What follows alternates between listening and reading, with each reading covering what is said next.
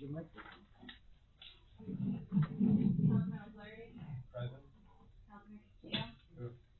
Councilman Hoppenstedt. Here. And Supervisor Lindblom. Present. Before we get started, I'd like to have a moment of silence for Mickey Obermeyer, who was not only a member of the community, but she was also our historian. She was on the zoning board, and I believe she also volunteered for Platicille Day too. So I would ask everybody to take that moment of silence.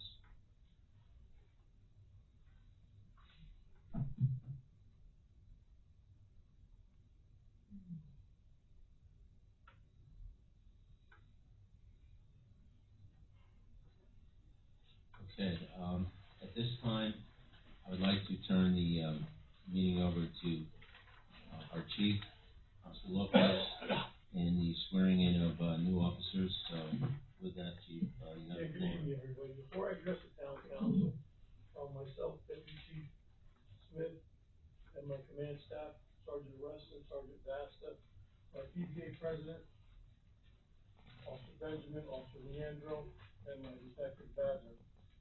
We'd like to call out Julie Whitmere for a minute, just to recognize her. We recently had a suicide. It wasn't a pretty thing to see. Julie is part of the Platicille Fire Department, and she not only responded, she was instrumental on calming the deceased's wife. Judy, we'd really like to recognize you and thank you. Thank you for that. You're valuable.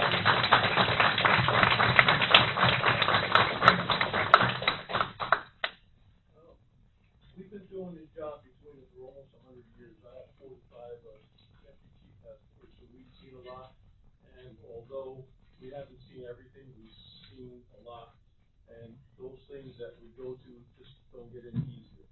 So we try to leave those things at work and not bring them home. But it's a difficult thing to run into. And we have a lot of new officers. They're going to be seeing things. They may come home. Please keep the lines of communication open with the officers. They don't need to bottle anything up. That's what I would ask. And I would also thank the parents, girlfriends, wives that are here today, and please support these gentlemen. They just went through a thorough background, and they came through with flying colors. My command staff and my detectives are also part of that. And with that being said, I'd like to address the town supervisor, town councilman. I would like to see if we can have these gentlemen come aboard. It'd be Christopher Kernan, Joshua Kurz, Tyler McCluskey, Adam, I'm sorry if I pronounced your name wrong, Alvarado, as police officers. I think that they'd be a valuable asset. Not only that, we're really short. And we moved in a very different direction. And I think it's a positive direction. And I think that we're getting a lot of feedback from the community and how we're interacting with them. The officers are very proactive with the community, and we want to continue that. And that's how these gentlemen are going to be schooled how to be community-oriented police officers. Just so you're aware, Supervisor Temler, this is the last batch of rehiring, as we mentioned at the last meeting. They still have 3 of them out of the 4 will be attending the Phase 2 category of the Academy in Ulster County camp. So that they will need their field training, 180 hours. It is now field training, which we have our field training officers ready to go for that. And then hopefully we'll be on the road as soon as possible. We have a lot of events coming up this summer, Red, White, and Blue, Platicille Day. So we'll make sure these guys are there looking sharp and walking around to make the town proud. So welcome aboard, hopefully, yes. Thank you. Thank you. You're welcome.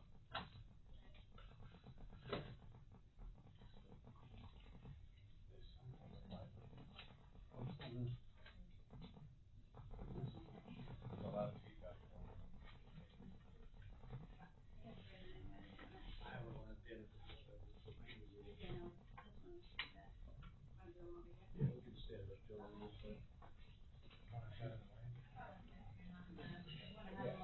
Yeah, no, it's your Basically, ordinance.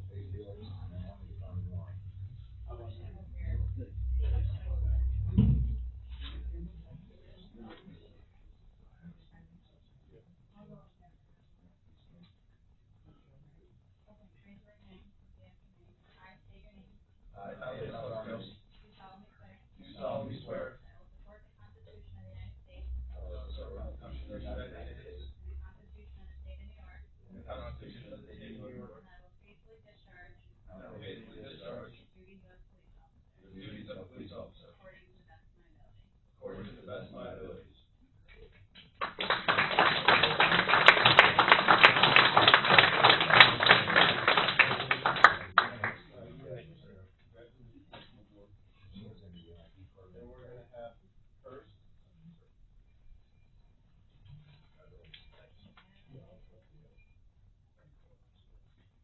go far.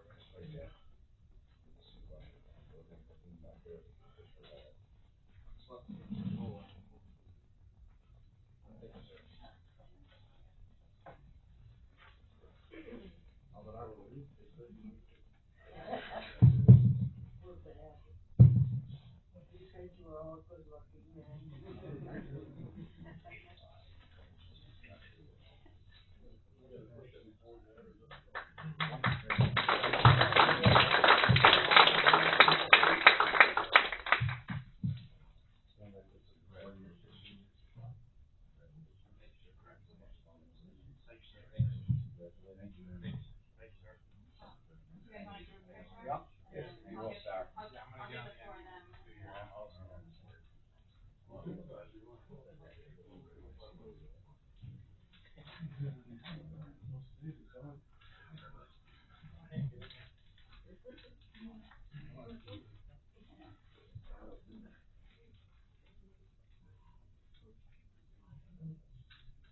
Guys, where's your shields? Hold your shields up.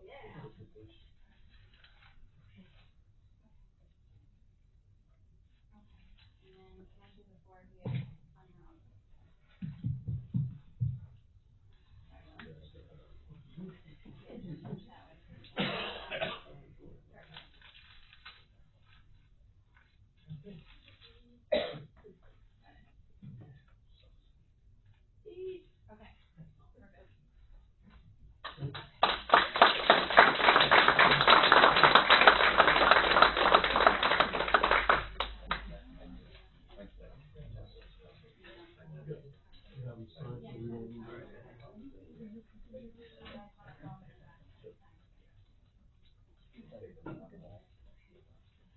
Okay, we're good. Thank you, folks. Yeah, thank you, everybody. Have a good night.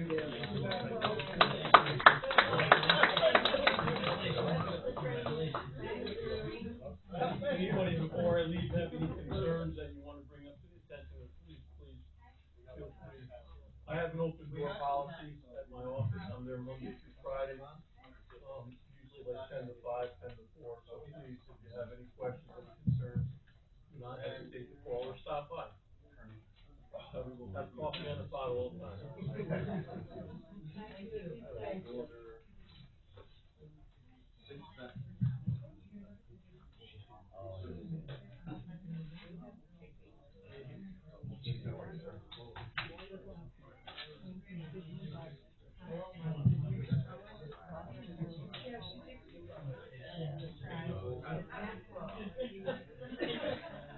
We would like to continue with the meeting.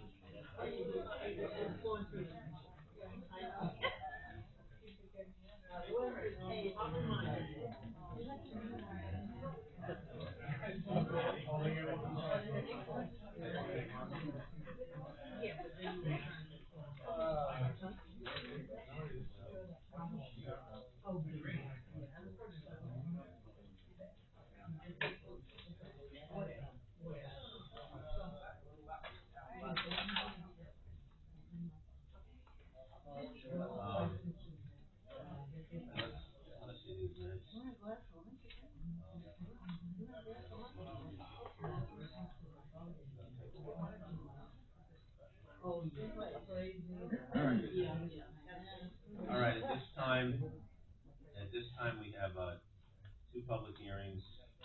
There's, copies of them on the table in the back, if anybody that wants to pick them up to review them. The, first public hearing be on the amendment to local law number 1, 2007. Update building department codes, local law number 1, 2026. Before we open it, personally, I really didn't have a chance to review what the lawyer sent back. We just got it back last night. So,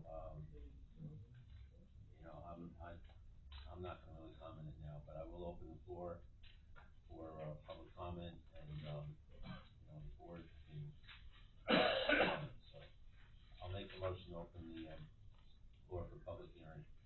Second. Hello? Alright. Okay.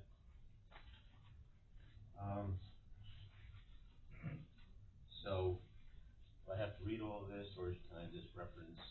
You don't have to read all of it. You don't have to read, that's a lot. Okay, My, question, this is just updates to that 07 to current. Correct. 26. Sorry to address you directly, but I just saw you. So. Why don't you introduce this? You like? Yeah. Oh, I didn't even see on. He ready to go. well, I'm sorry, I didn't. Well, you know what, it just so. Hi, Bill, didn't see you back there, so, Want to come up? right, so then, I'm here to clear up any questions you have on it. Basically, what we're trying to do with the amendment of the law is to bring us up into the 2025 codes, which just took effect in January. Basically, it just outlines what definitions are, what operating permits are needed, allowing for remote inspections. And one of the biggest changes is it gives us have to give a monthly report to the town board, where the code that's written in 07 said a yearly report. Those are basically the changes that are in the, it's basically statutory language for the code written by New York State. As I read through it, it kind of just seemed as if that was just the update, and then you have this supporting information, so it all on the up and up. Yes. well, I guess we can take questions from the audience then. Yeah, Judy Maley. Who drafted this particular law? New York State. It's their model law New from York the, State drafted this one? these are just the amendments for it. So I guess my question is, who drafted this document that you're proposing that you put out for public hearing? The town attorney just, redrafted this. Redrafted it? So this is what was redrafted from what was initially submitted by the building department? Yes, And when did you receive this document? I received it yesterday, I believe that's when it came in yesterday afternoon. And when did you publish this for public hearing? I believe, the last meeting we had, or the last meeting, or the meeting? I believe it was two meetings ago, 2 meetings ago. at least 2 meetings ago.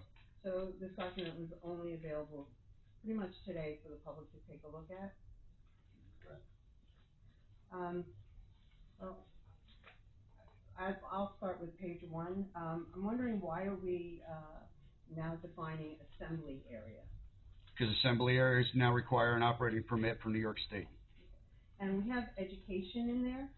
Correct. Are we requiring for our school districts that they, now need to have an operating permit because The it's school- gathering, excuse me, I'm not sure who I'm supposed to direct my questions to, the town board? Well, he Building does department. He does represent the building department, and he is more familiar with what's going on. Okay, so then I would ask that he step up front so we can Well, see that's him, no problem. and if that's who I'm supposed to address, then I prefer that. Just so you can answer it and address the audience. Thank you. So, under assembly area, you have a gathering of 50 or more, and you're now extending it to, amusement, athletic, entertainment, social, recreational functions, patriotic, political, civic, education, religious functions, food, drink of consumption, awaiting transportation, or similar purposes. So I'm wondering, with the extensive, list of, types of assembly, if I have a party or a wedding in my backyard of 50 individuals, is that now going to trigger an operating permit from the town? No, because the primary function is not to have that gathering. So it only has to be primarily used? And so you've defined that somewhere? It's right under assembly area. that is primarily used or intended to be used as a gathering of 50 or more. So what about the school? So Plattekill Elementary School's got an auditorium, are we now requiring that they have operating permits? They are done by the Department of Education. Okay, so you don't particularly identify that they're exempt from that in this, definition? It is in the New York State, Property Maintenance Code that they are exempt from. They're not technically exempt from it.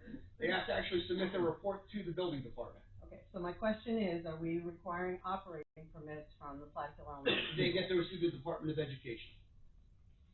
But you're not identifying that in your law? They get those, New York State identifies that through the building codes. So my recommendation to the board is that you be a little more clear as to what you're requiring and defining in your law. The same way with religious functions, are we now requiring churches for Sunday or Saturday, services to get operating permits? Churches have always had a fire safety inspection, which would generate an operating permit, yes. So you've always given operating permits. So if I go to the fire It was a- district and I'd ask the Plattekill Fire District to produce its operating permit, it could do that, It would produce a fire safety. but not an operating The permit. operating permit was the 2020 code change. The 2025 code change. 2020 code change was when operating permits first came about. And are Our you- laws Mhm. from the previous only went to 07. They never updated for an operating permit. Well, that's not exactly accurate because your premise, the purpose of the current law says the building and fire codes for the state of New York, the energy and uniform codes of the state of New York, as they exist and as they are updated. So it's all encompassing. So that's not it's not actually accurate. It is updated. But I'd like to know is, are you, the building department currently issuing operating permits for churches? Yes, were for the assembly areas. Okay, so every church in this community has an operating permit Yes, for and we also 2026. waived the fees for them. Where do we find that? Those would be in our building department records, under the fire safety program. As well as waiving the fees for volunteer fire departments. I'll find out about the operating permits, thank you. You're welcome. Under codes, uniform code and energy code, this is a new definition that you've proposed. Currently, under our current code, we have 3 definitions of uniform code. I don't know if you're aware of that. It's called the Uniform Code, the Town of Plattekill, Uniform Code, the Town of Plattekill Town Board, and Uniform Code, the New York State Uniform Fire Prevention and Building Code is currently in effect and is hereafter amended from time to time. We also do define the Uniform Code and the Energy Code in our current law. So I'm not sure how this particular definition that we're adding, clarifies, if not maybe makes it, a little more confusing as to what code means. The uniform code is the building code of New York State. And all encompassing, including the energy code, the residential code, the building code, the fire code, and the mechanical code, the plumbing code, and the electrical code. So again, we currently define in the law the uniform code, the energy code separately. We have 3 other definitions for uniform code, one being the Town of Plattekill, one being the Town of Plattekill Town Board, and again, the New York State Uniform Fire Prevention and Building Code as currently in effect and as hereinafter amended from time to time.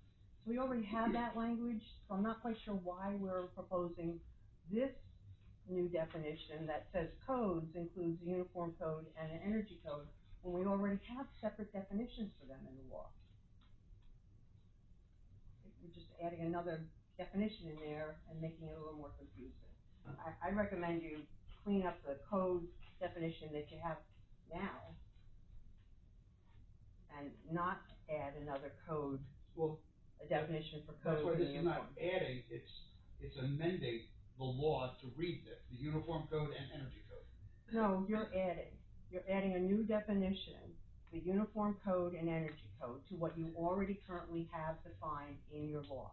Your current law does define uniform code, it does define energy code, and it gives you actually 3 definitions of uniform code. So it would be better, instead of just adding another definition and making it more confusing, clean up what you have.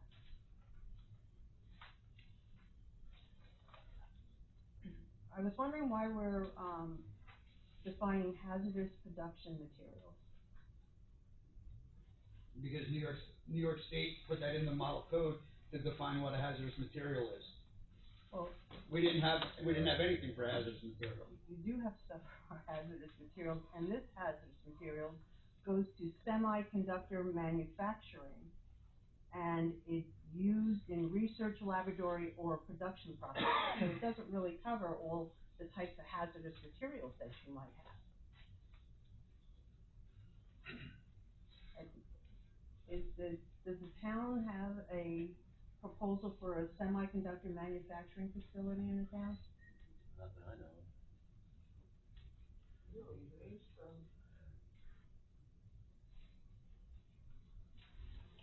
I'm not sure. I mean, if you need a hazardous material definition, it might be something that you might reconsider as being more appropriate to just general hazardous material rather specific to semiconductors.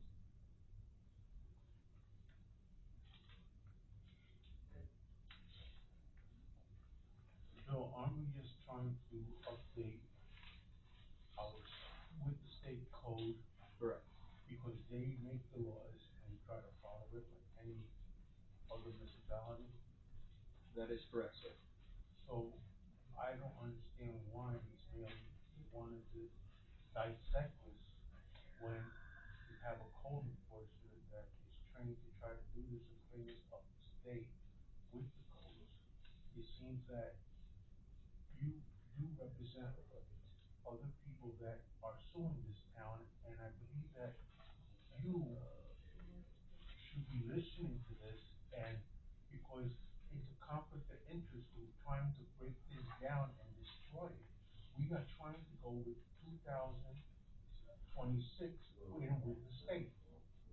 No, it's not uncalled for. I think once Mr. Castillo, I am here as a resident of this As a community. resident, not as a lawyer, Excuse me, right? I didn't Not as a interrupt, lawyer? sir, I Not did as a not, lawyer. sir, Here, I did not Willie, interrupt you. calm down. I'm not yelling, I'm asking questions. If you are, excuse me, if it is the choice of this town board that only certain people in our community can make comments and review laws, then let me know. No, we hire. Sir, that's what I'm asking. You're No, we hire suggesting him. that I That's why should not he's be here here making trying to comments. explain it, not to destroy it. He's trying to explain what the state is requiring of the town. And I am also bringing to your attention what I think are areas when you, Redundancy, is that what you're referring to? there's redundancy in here, there's areas where you've left things out in the So, code that are just- currently in the code, so I'm trying to go through that. May I ask just Yeah. one question Sure. back? So just in the area of,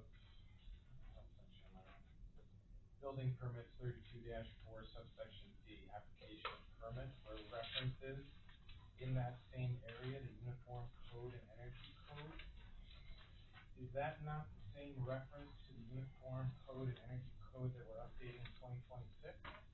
No, because you, No? so let me, So are we, so that was applicable to that energy code and uniform code in 2007, we'll call it, just for argument's sake.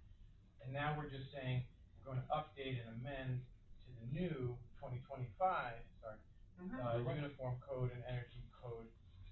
It doesn't seem redundant, it just seems like we're applying the new standard that New York State has put out there. So maybe we should question New York State? no, If we're just trying to comply, that's my question. so you're not complying, you're adding a definition in there saying code in our law means uniform and energy code. That's what you're saying in that definition. Under codes. Right, you currently in your law, if you have your local law in front of you, in your law on 32-2 definitions, you define energy code. And it says, the State Energy Conservation Construction Code as currently in effect and as hereinafter amended from time to time. Say the, section. Right, where this new definition of code would remove the energy code. That's And not, it would cover whatever code spells out. that's not what this law says it's doing. It's adding, your local law says, So can I just we ask- are adding the following terms and definitions. You're not removing, you're adding to.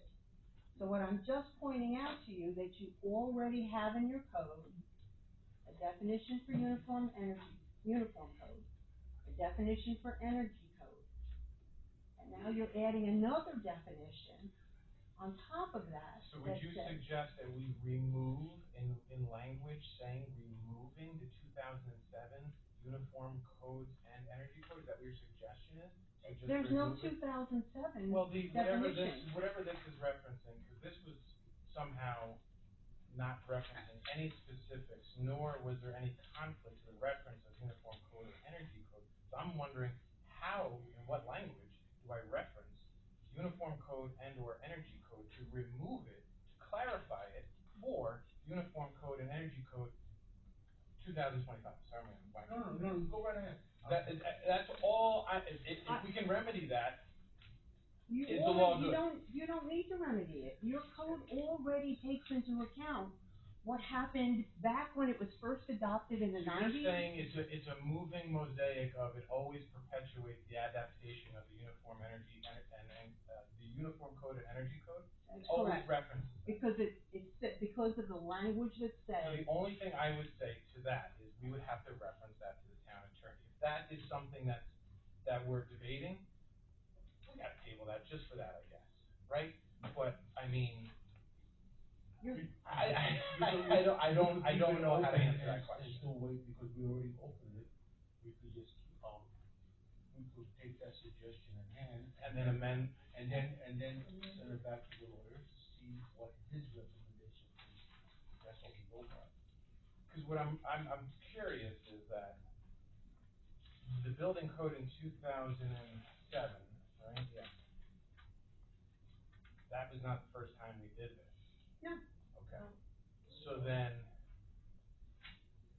when, and you didn't, at that time, you didn't need to update the entire code. There were only certain changes that were made in there.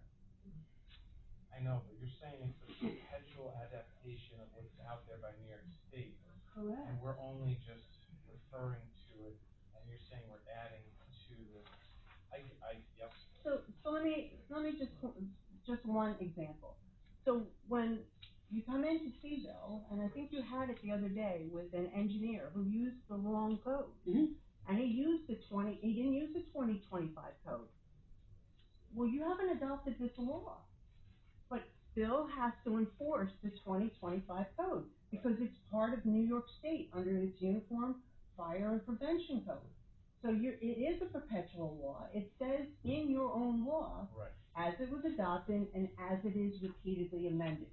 So Right. as it changed, the building department has to enforce that code. So they have to always be aware of what the new changes are. So by memorializing it and just amending the code to change the year to reflect the year, that's problematic? You're not reflecting a year. What year are you reflecting?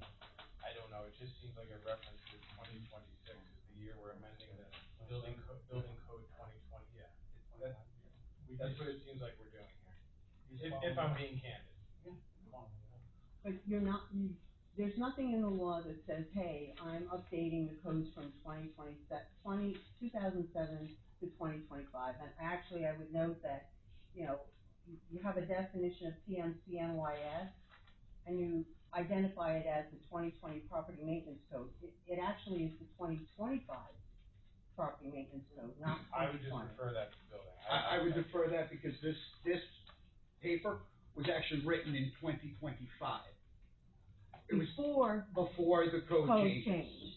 And the Correct. code changed in January. It actually changed in October. No, and it changed to January 1st. No, it changed in October, but you got a grace period between October and December 31st, 2025, before it came into full effect. It And came it came into effect December 31st, 2025. January 1st, 2026. And the only part that is still in litigation is the all-electric building for residentials. That's correct. Yep. But We have to just hone in on this word. And all of these definitions that you're adding are not all of the definitions that currently exist in the uniform code. There are a lot more definitions that you didn't include. You don't have to include them all. You're just giving further definition into your own local law.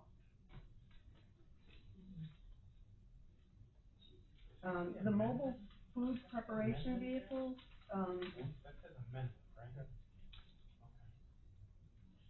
I'm sorry, what, mobile food preparation vehicles, we don't have any kind of regulations on mobile food preparation vehicles.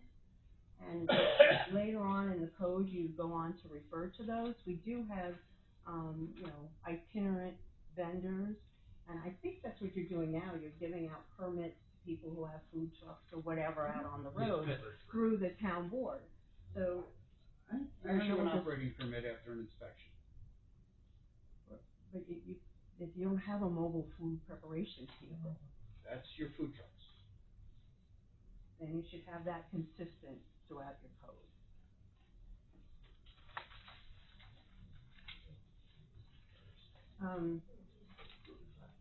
The PMCNYS, again, that's the 2025 property maintenance code. The same way with the RCNYS, that's the 2025 residential That's code. the residential code. I was wondering why the rest of the ones weren't included. Why did we just single out Where, those two? you'd have to reflect to me where in you're questioning, because it might refer to the specific code in the building code, the residential code, or the property maintenance code. So, The code books are thousands of pages long. I know that, and they have more than just those two provisions in it. So I'm wondering, so for example, on page 7,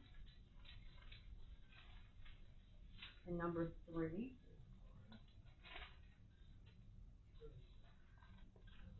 for energy storage systems, which I'm just wondering what those are, but we'll get to that. There's an acronym there of FCNYS, but it's not defined. It's the fire code of New York State. Maybe instead of just putting the acronym in there, maybe we put the words in there so it's, Absolutely. or add your definition. Sure. So that needs to correct. Page 7.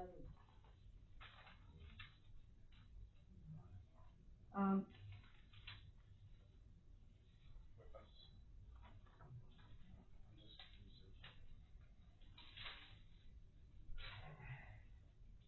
What number was that, Jamie? Page 7, number 3, Yeah. That's right? energy storage systems. Okay. Wow. You need it.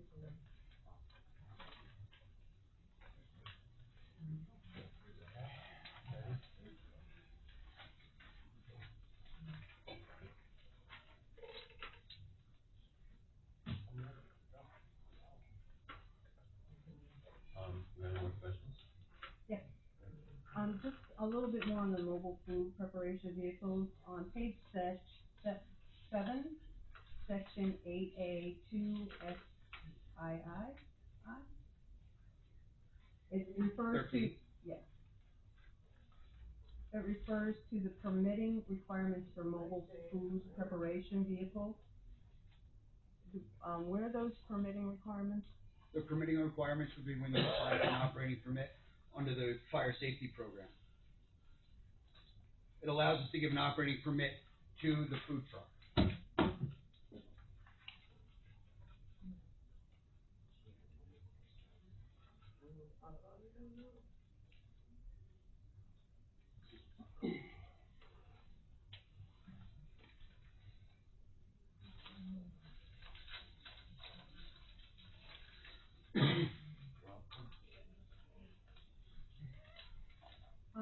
On section 2, What page, Judy?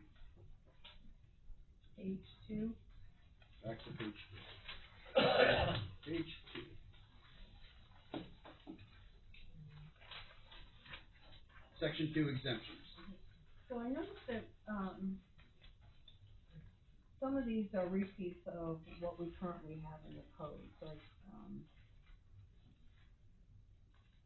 but there are other ones that are new. For example, number 1, we have construction or installation of one-story detached structures associated with one or two-family dwellings or multiple single-family dwelling townhouses. For tool sheds, storage sheds, playhouses, or similar use with a gross floor area does not exceed 144 square feet. So I was just wondering, we don't have, in our current code, what is a multiple single-family dwelling. We define single-family, two-family, and multi-family. And we define townhouses, but a townhouse could be a single-family or a building that is a row. Could also be two. Correct. So you're defining here, though, townhouses as multiple single-family dwellings, Multiple single-family dwellings. but we don't have that defined in our current code. That's not how townhouses are defined.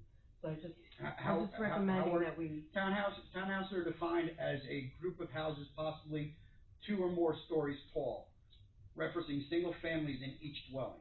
no, that's not how they're defined. It says a townhouse is a dwelling, single-family attached, townhouses group or row, a building containing dwelling units, each of which has primary ground floor access to the outside and having a common or party wall separating the dwelling. Not an apartment building. Well, it could be condominium, No, yeah. no, a lot of condominiums have inner stairwells. Yeah, this does not say that you can't have a common stairwell. It just says ground floor access to the outside. Right, if you had a stairwell, that would be your apartment building or condo. That wouldn't be a townhouse. All right, so, again, I think you should have it consistent in terms of your definitions.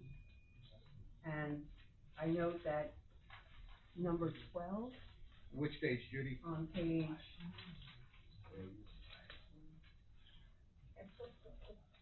oh, 3, I guess? It says, it allows portable structures of less than 144 square feet in size which are unoccupied and intended for storage. Mm-hmm. But it doesn't have the same kind of limiting language in terms of a single family, two family. Right, because or it allows, townhouse. it allows businesses to have the little portable garages. So regardless, It's not taking into consideration. In other words, the exemption number 1 is for, basically for playgrounds at a house. no, it's for tools, storage sheds, It's playhouses. basically for playgrounds at a house or a small shed, 144 square feet or less, intended for storage.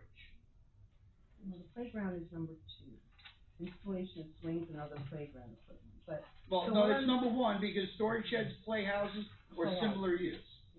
So I'm wondering, so businesses can't have something of less than 144 square feet, or is that what?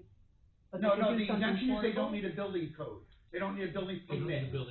Correct, so That's where the exemption I comes get in. that. As of If right I- now, we would require it.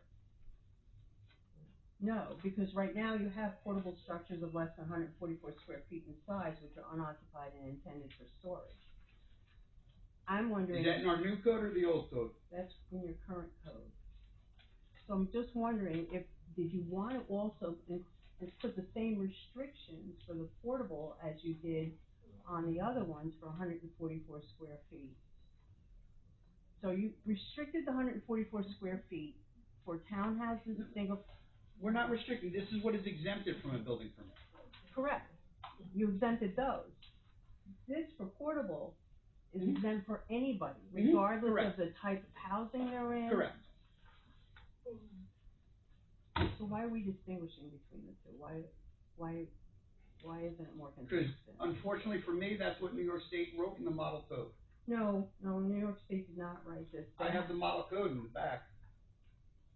They allow you You to have a make copy, the I believe you have a adjustment. copy of the model code that was taken at the last meeting. It's.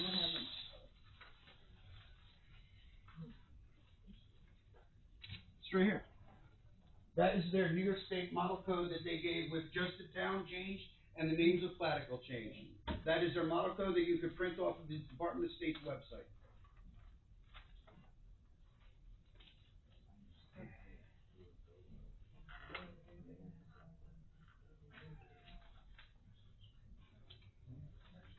where in this bill is that section? Is this the, no, this is the, yeah, this is, okay, yep. Is where's the exemptions? And this model code that you have here, Correct. where is the exemption? Give me 1 second.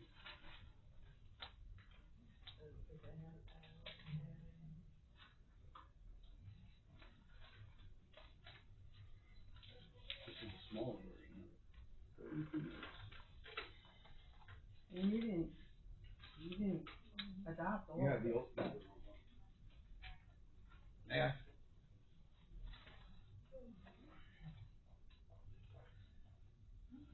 Exemptions, big.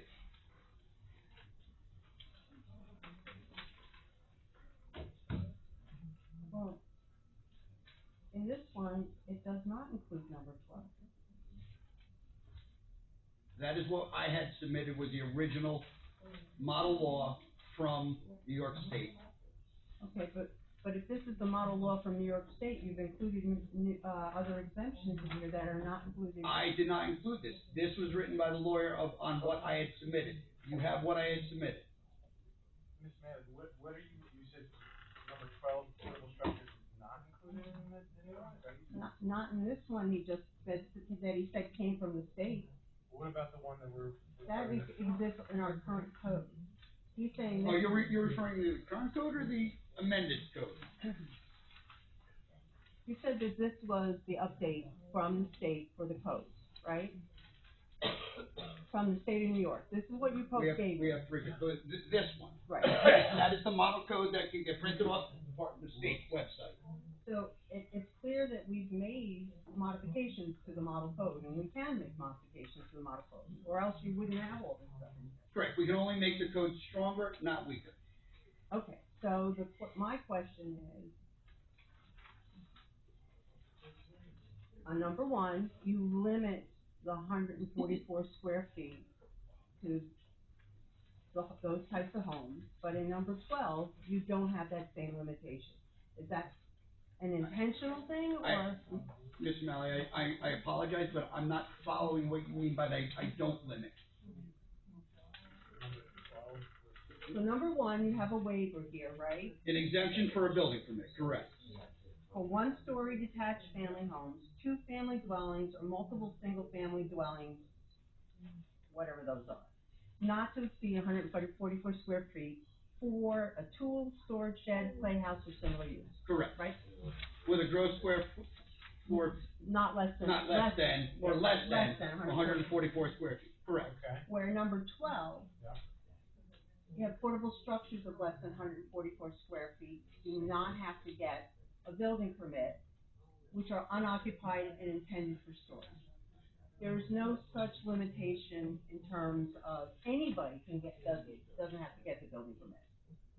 Whereas the first one, we only give that exemption to single family, 2-family, and townhouses. Right, This one goes to anybody. right, So because is there I a don't think, reason why? because New York, I think New York State's intent on the law was not to have a playhouse for a liquor store. But a liquor store could have a portable shed. Well, why couldn't you just, alright,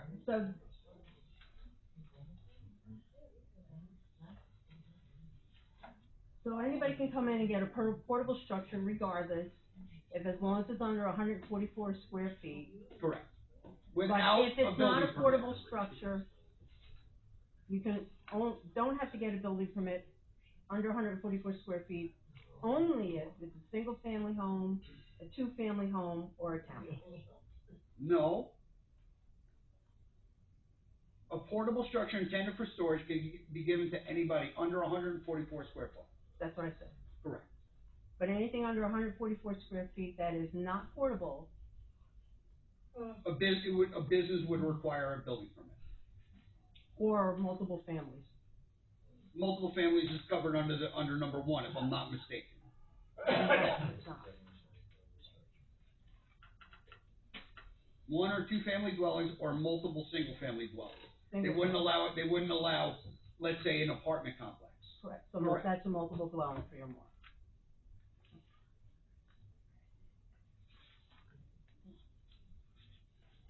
basically, what I assume the New York State is trying to do is a one or two family dwelling would be privately owned, and a townhouse could be privately owned.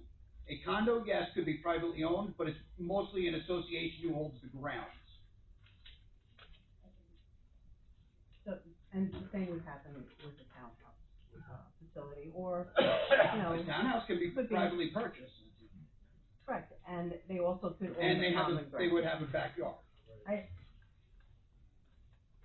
This number 12, though, is not in your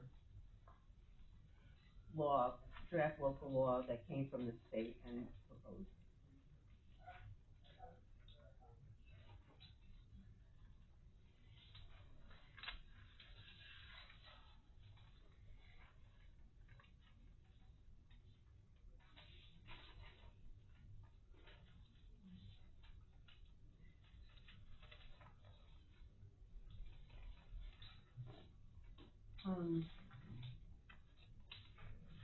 I just noticed under number 10 for the repairs, there's a lot more language that was included in our current code and explanations. Were you just trying to refine or Page reduce? 10? No, number 2, section 10. Number 10 and section 2. Where it says repairs provided that such repairs do not involve.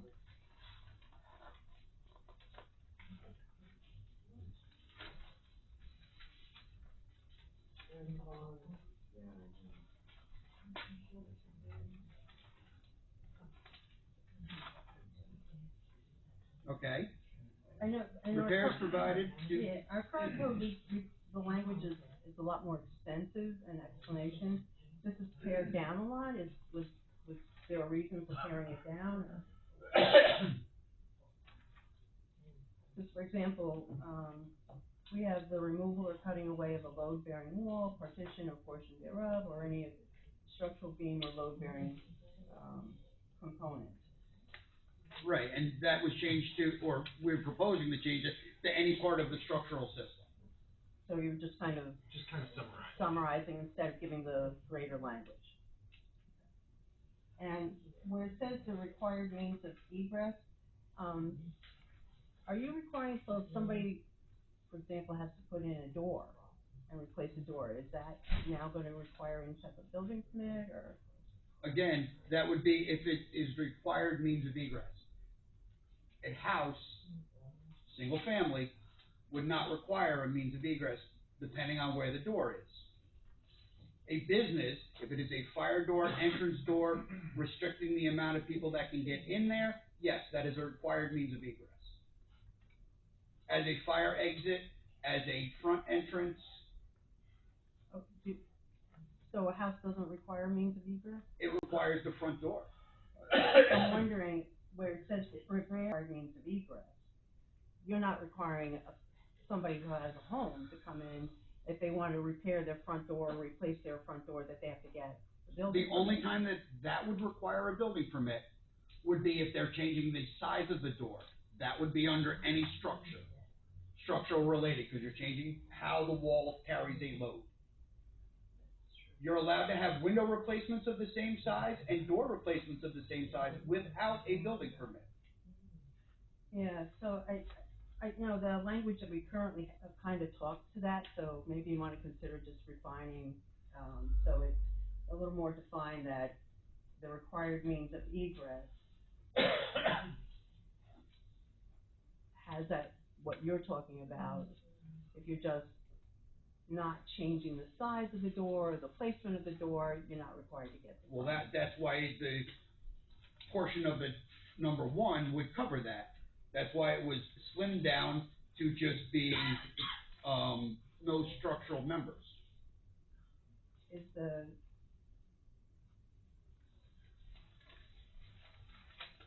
Yeah, but again, so changing the door and repairing the door is not gonna require a building permit. In a residential structure, no, as long as it's the same size. If you were to take out your rear door to your deck and put in a slider, that would require a building permit. You're changing the size of the door. I understand what you're saying here, And I Even under- going smaller would require a building permit. And our current code does define that. When you change the code, the definition here and the language to just limit it down to the required means of egress, it just broadens what might be required. So I was just looking for some explanation as to, hopefully I don't have to come in to see you to get a building permit Well, to that's, put a new door. that would go into number C, the enlargement, alteration, replacement, or relocation of any building system. So a door is the building system? A door could be the building system. A door between the garage and the house needs to be fire rated and self-closing. That would be part of the building system. That is the fire envelope of the garage. Alright, so how do we distinguish that, but that's not a matter of a door of egress necessarily. You said the front door was the It egress. could be if the garage is lowered on a lower level and you don't have any way out from the basement. Think of a split level ranch. Where's your entrance of a split level ranch? Your entrance of a split level ranch is in the middle. You have a stairway that goes up and a stairway that goes down. So If you're in the downstairs portion of the laundry room, where's your means of egress? Probably through the garage. So the front door is not just the egress then, so any door in the house would be considered egress, is that what we're saying? No, I'm saying egress would apply more towards a business. You're asking me if the means of egress is a door in a residential house. No, I had asked that earlier and you said it's the front door, but now you're saying it could be the garage door, so. I guess the moral of the story is everybody's gonna have to just come in and find out whether that egress door is gonna require a building permit. If you're making it larger, probably, Or smaller, or smaller. or, Because you can't change, if you were to change the windows in a room, what's the required window for a bedroom? We're opening of 5 feet now. But you can replace it with the same size window because you're under the code that the house was built on.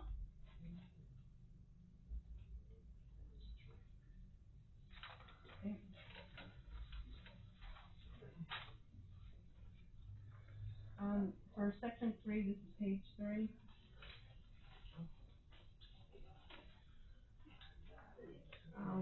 I noticed under, D, our current code says including a written statement indicating compliance with both the uniform code and the energy code, but now we've taken out the uniform code, and you only want compliance to the energy code? Correct. Why wouldn't we want Because compliance we with don't the require a uniform state, code? we don't require a statement from the architect for the building being built. We could require that, it would delay the process very much. I don't, That's the only person who would give compliance to the building code is the building code official or the architect on record. oh, see, that would be helpful to have that in there, that says that the architect or licensed professional can only provide that That's on, compliance. that's on the old code, correct? This is why we're No. trying to clean up the old code. The new code No, that's the new- proposed only says energy code.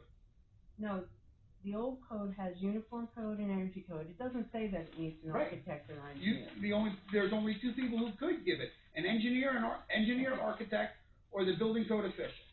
And with our inspections, that's what we're certifying the building to. Alright, so uniform codes, you don't require compliance. That would be our inspections. Oh, you're not inspecting the energy code? The energy code is given by the blower door test and the duct testing, as well as the fire caulking and insulation. There's also requirements for thermostats, LED lighting. And we could debate the energy code all night long. It is a huge chapter and getting larger. I'm not looking to debate it. I'm just thinking, why would you take out want people making sure that they have compliance with the uniform code as well as the energy code? Because You're we saying would that give the you're- compliance for the uniform code, we don't have the tools nor the ability to do the blower door testing nor the duct testing. So, you're So we saying can allow that the building third person, department is. We're allowed third compliant. person. Third party inspections. We've also included remote inspections, which allowed for roofers. Well, I have some comments about that. Okay. I'm wondering if between, you have B, that under section 3, page 3, that, New York State, you require the New York State architect or licensed professional to sign off on these, construction or prepare the documents. Could you just explain to me the difference between B and G?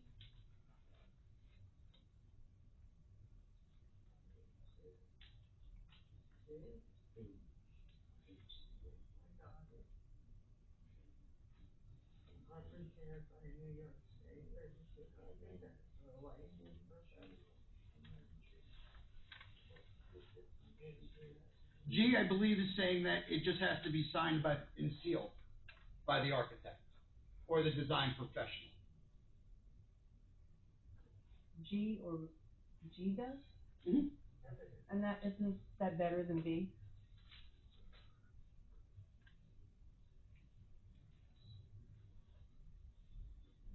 I believe it would be. And maybe just eliminate B and keep G? We could.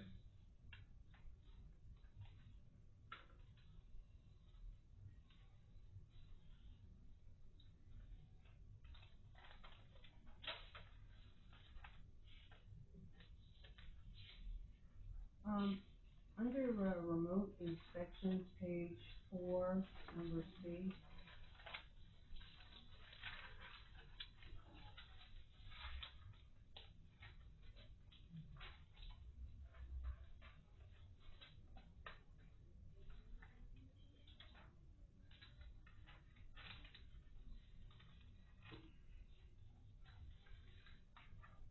I think I'm just gonna direct my, comments to town board on that. I think having remote inspections come with very significant concerns, and if that's something that you're going to do, you should probably have a little bit more in terms of explanation of how these remote inspections are going to be done and provided and maintained. You know, there are a lot of times that people, and I'm sure Bill sees it, that they hide things, in their inspections, and where you might not catch it on a remote inspection because you're being given a picture, or you're getting a video, or you're getting a drone picture, and they get to determine exactly what they're going to show you or not show you through the process. So a remote inspection might not give the building inspector the full opportunity to fully evaluate a particular project, and provide some accuracy in the inspection. You know, it also could rise to some evidentiary issues, because people, you know, are they authentic to pictures that they gave you? You know, is somebody signing off on them? Are they signing some sort of document that is, maybe signed by a professional saying that, yeah, these are the pictures and this is exactly what was construction. So I don't think that the town is really in a position to start doing remote, inspections. But if you would be doing remote inspections, I would suggest that you have some regulations on how they're being done, so say, what specific issues can be remotely inspected, what type of, items can be inspected. Maybe you don't wanna do structural inspections or life safety inspections or other types of mechanical or fire inspections remotely. Consider the criteria of what would generate a remote inspection. Is there weather conditions? Is there some emergency that has to be dealt with? What kind of technology are you going to allow them to use? Are you gonna allow them to use drones? Would you allow them to use videos? Would you allow them to use photographic, evidence? What's the qualifications of the individuals that are doing the remote inspections? How do you verify the date and time and the location of when those remote inspections are going to be done? Where do we retain and how do we retain the information? For example, if you're allowing videos, do you have the capability of retaining those videos and keeping them in the file for that particular project? How long do you have to preserve all that information? And how does the building inspector issue that authority in terms of conducting a remote inspection? So, I can understand, and certainly when you have a part-time department, they're kind of limited on how much inspection that they can do, and we're seeing a lot more coming into our community. And probably as a result of this law, they're gonna be doing a lot more inspections. So I can, understand why, but, I think it comes with significant risk, and we should probably have a little more teeth and thought about how those remote inspections are gonna be done. May I refer you to page 9, section 2, a new subsection C titled remote inspections, and actually look at the provisions that are there. I'm just gonna grab a glass.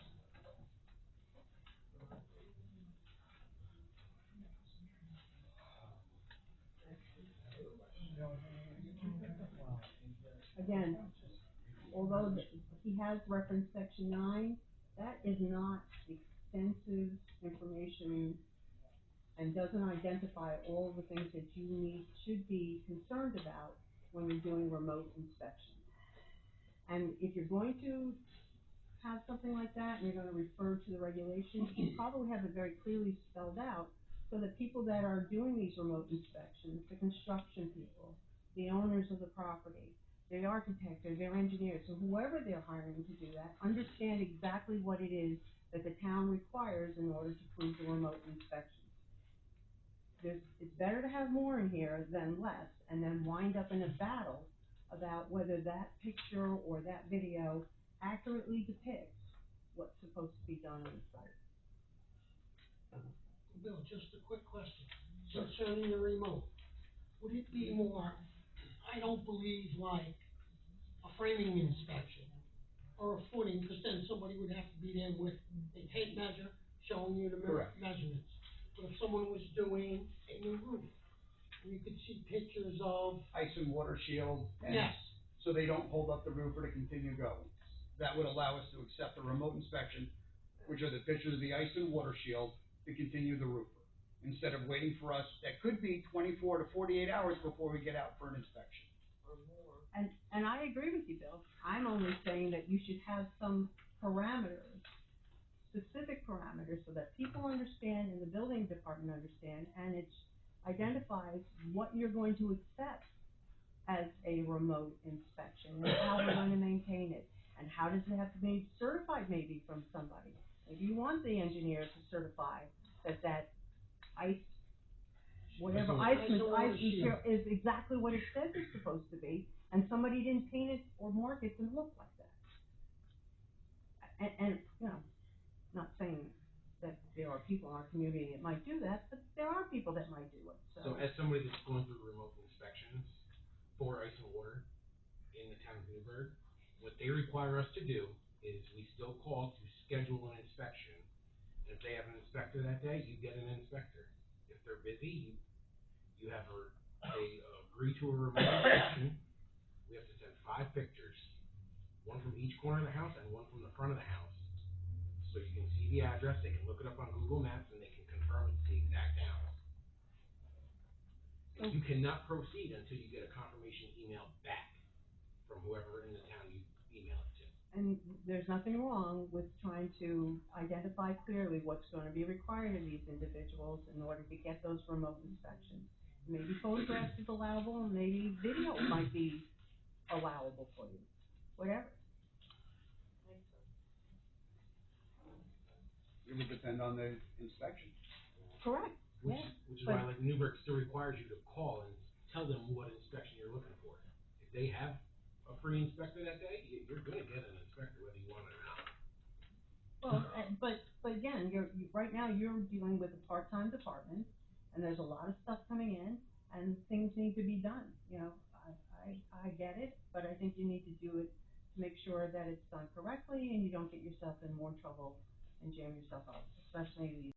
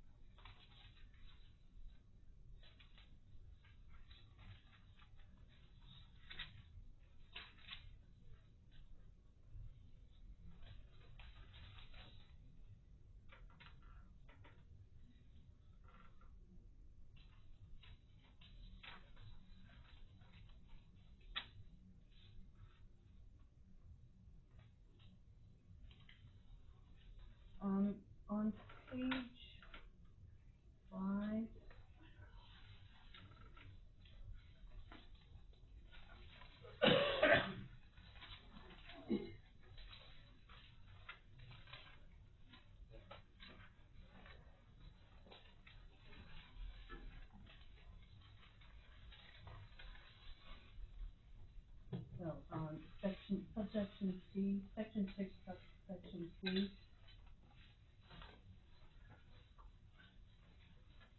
In our current code, including the items that you identified here, we also have, and number 8 that includes if an automatic sprinkler system is provided, a notation as to whether the sprinkler system is required, is to be included on the certificate of occupancy. I'm wondering, was there a reason to remove that? I do not know why it was not on there. However, most of our buildings that we're putting up now, we're not going to get a sprinkler system. As far as, there's maybe 2-3 buildings in the town that have a sprinkler system. All right, so there may be systems for buildings that require it. Right, that would be handled under the document review and the building permit process, whether it's required or not. So, but you're not sure as to why you removed that off from the code? Again, I submitted the full code to the town board. The town board submitted it to the lawyer, and this is what came back from the lawyer as an amendment to the code. So did So the that town, would- so. I would have to address that to the town board and the lawyer. All right, so I'm just wondering why, we're no longer requiring, this language to be included on, the certificate of occupancy, and an automatic sprinkler system is provided, a notation as to whether the sprinkler system is required. Maybe they just missed it, or, I guess the truth being, we would have to check with the lawyer, cause I don't know why he admitted it, if it was there. So was it an oversight on his part? It's possible.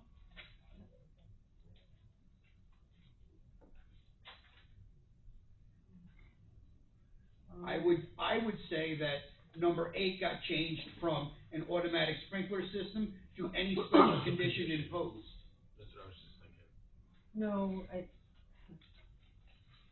think that. Whereas sprinkler system would be a special condition imposed. Yeah, it would be imposed with the building permit. Well, I don't know how the attorney would know that necessarily, but let me just see, if you have that currently.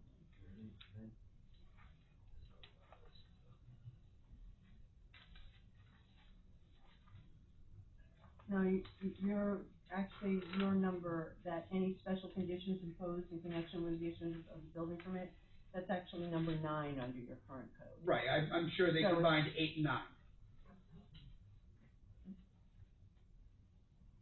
No, I wouldn't say, I don't know how you could say that because you don't know why.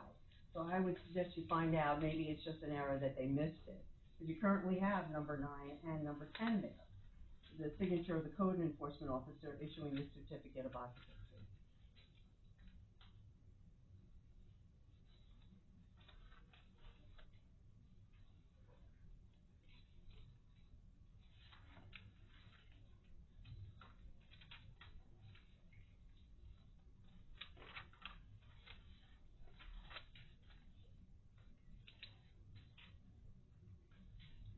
Under page 6, operating permit.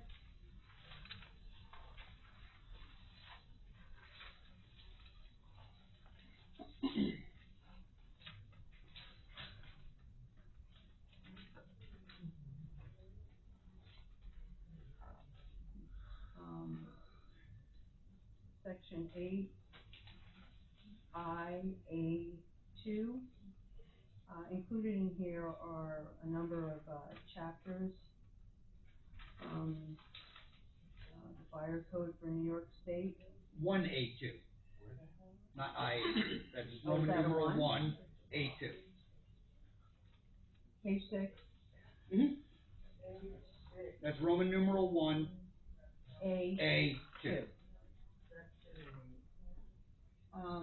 There are a number of chapters Mm-hmm. of the fire code that are not included. Why is that? There's 32 chapters, if not more, that are not included. There's more than that. These are the special conditions listed under the New York State Fire Code, in the Fire Code of New York State. These are the special chapters that have special requirements. As far as high pile storage, fruit ripening facilities, temporary structures, including tents and air blown, welding and hot work, they're all different listed chapters Oh, on yeah. the tail end of the Fire Code. So I'm wondering why we don't have all of those chapters. Again, So, for example, chapter 20 is aviation. We do have an airport right over here. Chapter 21 is dry cleaning. we don't have a dry cleaner. Well, we also don't have, Could we get it? Absolutely. Would we love to have it? Absolutely. we also don't have a sugar house either. We Or could. we don't have a tire rebuilding or tire storage. Or we don't have fumication and insecticidal fogging. We so- don't. Oh, what, do we? Farms do not fog their trees. Fog No. seals. They This don't. is operations in buildings, structures, and spaces, not on a farm. You could have, believe me, there's a Farming couple. comes under something else, Bill, so, Believe me, there's a couple of places here that would also get fumigated. alright, so why are we not including all of the other areas? Why are these just singled We out? could if you would like. I'm answering the question, these- why? This is what you have in front of you, the law that was the model law, correct? The full model law, ma'am? Bill, the model law does not exempt all of these areas, so I'm wondering why we've selected these particular areas. And for example, we're defining hazardous materials for semiconductor activity, but we're not adopting the chapter on semiconductor activity.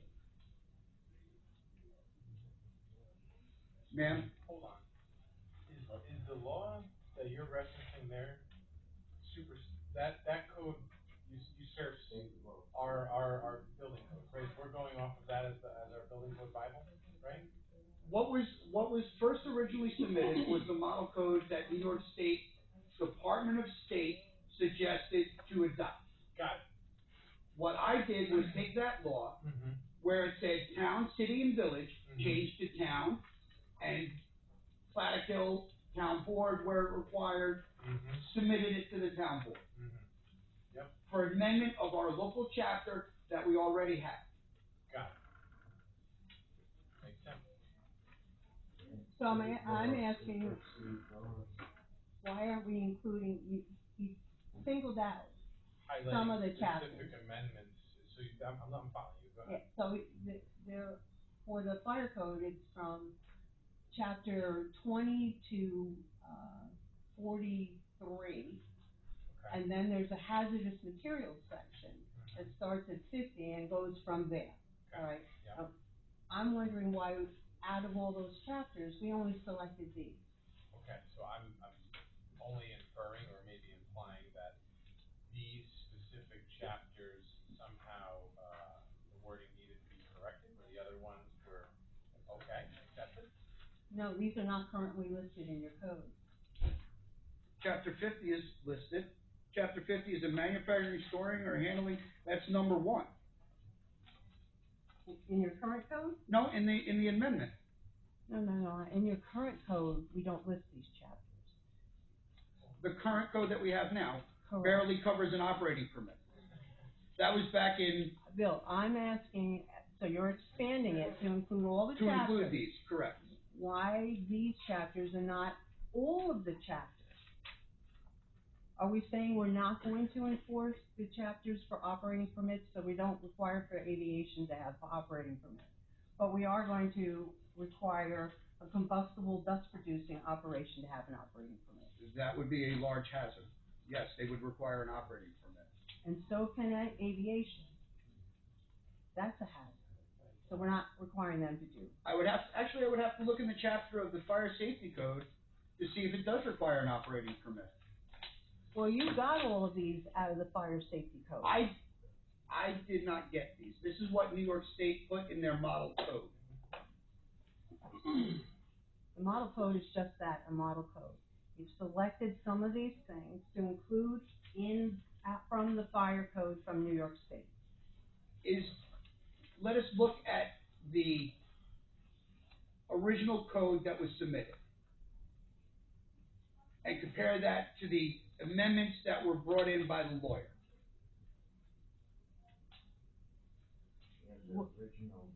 What's the difference? You can, the code is there for you to select. You could require operating permits for all of these things or none of these things. No, Or some of the no, things. I can't. New York State requires operating permits. And if they require operating permits for this particular session, then they're requiring operating permits from all of them in the fire code there. So why are we just selecting some and not all of them? It's confusing to people that if we're requiring operating permits for only some of the fire code and not all of it, what's the difference? Why not include an operating permit for the aviation? Why not include it? I mean, I'm sure there's a reason why you want an operating permit. Me? Well, to go, or somebody to have an operating permit, there's an idea that they go in on an annual basis or some periodic time frame. We have that anyway. That's under the fire safety program. How many times you go into the, over to the airport? To the airport? Mm-hmm. We have been over there now, we'll be over there yearly because they have an assembly gathering, which is a For pavilion. assembly, but not for the operating permit for the actual operations of the aviation. So you're going through all Matter those of fact, they are buildings. also, if I'm not mistaken, they are through the planning board and zoning board right now. Yeah, but right now, we're not talking about that, we're talking about operating permits. So, I think it's a simple question, why are we choosing some of these uses and not others? I'd have to look to see if actually the aviation requires an operating permit. In their chapter, it might not Did you reference look at it. any of the other ones to determine whether they needed operating permits? I did not, I looked at the model law given by New York State.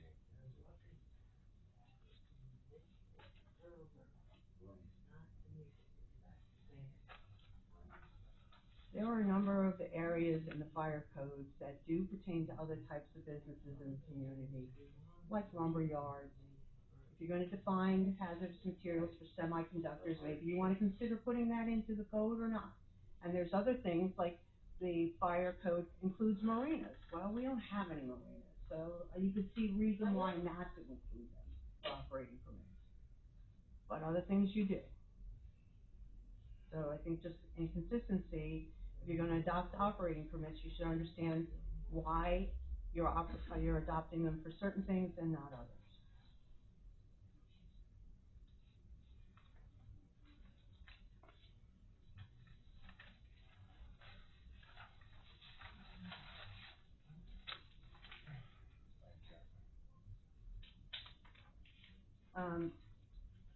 Your chapter on sugar houses,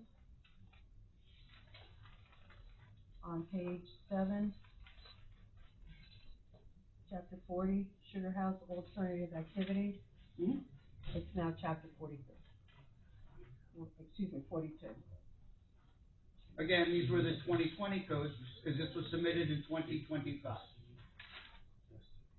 Yep. So, 2025. I don't know what happened between November of 25 and now. This is a 2025 code, it's chapter 42. If you're going to put forth the most recent code, let's try to get it right.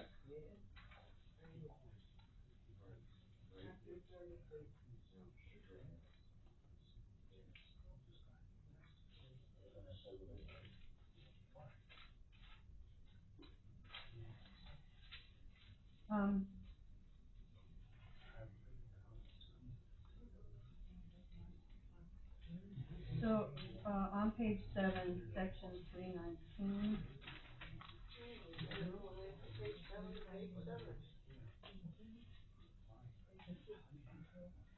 The section 319, what's section 319, what code, is that out of the fire code you're Page taking? 7? I do not, Page 7. I don't have it. 13. You don't have a page 7? I have page 7, but I don't see where you're talking 319. Section 13, section Okay, 319, mobile so- food preparation. So, 13. Well, this says section 319. Well, it's 13 references section 319. Yeah, I said that, section 13, 319, Okay. section 319. What's section 319? Fire code in New York State, if I'm not mistaken.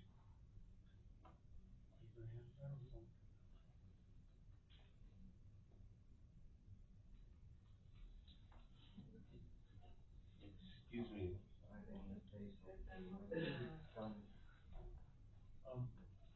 I say Go something ahead, here? go ahead, Lou. You wanna say something? I understand, and the reason why it's gone like this, and I understand Ms. Maley, expressing on each topic, because it was only put in, yesterday, that was received. So I would say, we're not closing the public hearing, we will continue with other questions, and have it submitted in writing what should be, and we can move this to 1 month from now, continue the public hearing, and then have written comments within 2 weeks. This way we can review it, and if we have any questions, we could send it to the lawyer to review it also. This way we continue, because truthfully, not anybody and anybody from here, okay? If it came in yesterday, how can, and I understand Ms. Bailey asked for questions, but we should have, I believe, because it's been submitted only yesterday, we should maybe dissect it, all the questions, submit it, and we could ask the lawyer, because this could go on for hours. But what I'm saying is, you have just reason to ask these questions, and we have answers. And I don't know why some was removed or not, because I'm not a lawyer, but we do have a professional code enforcement, so maybe we should receive it in 2 weeks and continue a public hearing. We could announce it for 1 month from now, so we could get everything in line and keep on going, because there are other people that have even left at this time, and we wanna get everybody's question. This way we can review this and keep it open for 1 month from now, that we can get dissect and get it all together, because. Right, hold on, Yeah. I would like to make a motion that we extend this public hearing for 1 month, okay, to get all written and submit in writing within the next 2 weeks. This way we receive it, we could dissect it, and if there's anything that I know there's valid questions, we could submit it to the lawyer. That's my proposal. I would like to get a second. I'll second that. Make, Yes, discussion. Not for anything, okay, discussion. 2 weeks ago, yes, sir. right? I wasn't here, so I know, do. okay, no, I'm just explaining to you, I know you weren't here. So we talked about this, and there was supposed to be a public hearing, for some of the questions that Judy is asking now should have probably been covered 2 weeks ago before this went to the lawyer. Instead of resubmitting anything, because Bill was here for that meeting. Yes, he was. He was here a month Judy? ago and was No, asked to go hold home. on. You Yes, know he about was that? asked to go home. Hearing? Yes, Judy, he was here, ready to come to the meeting.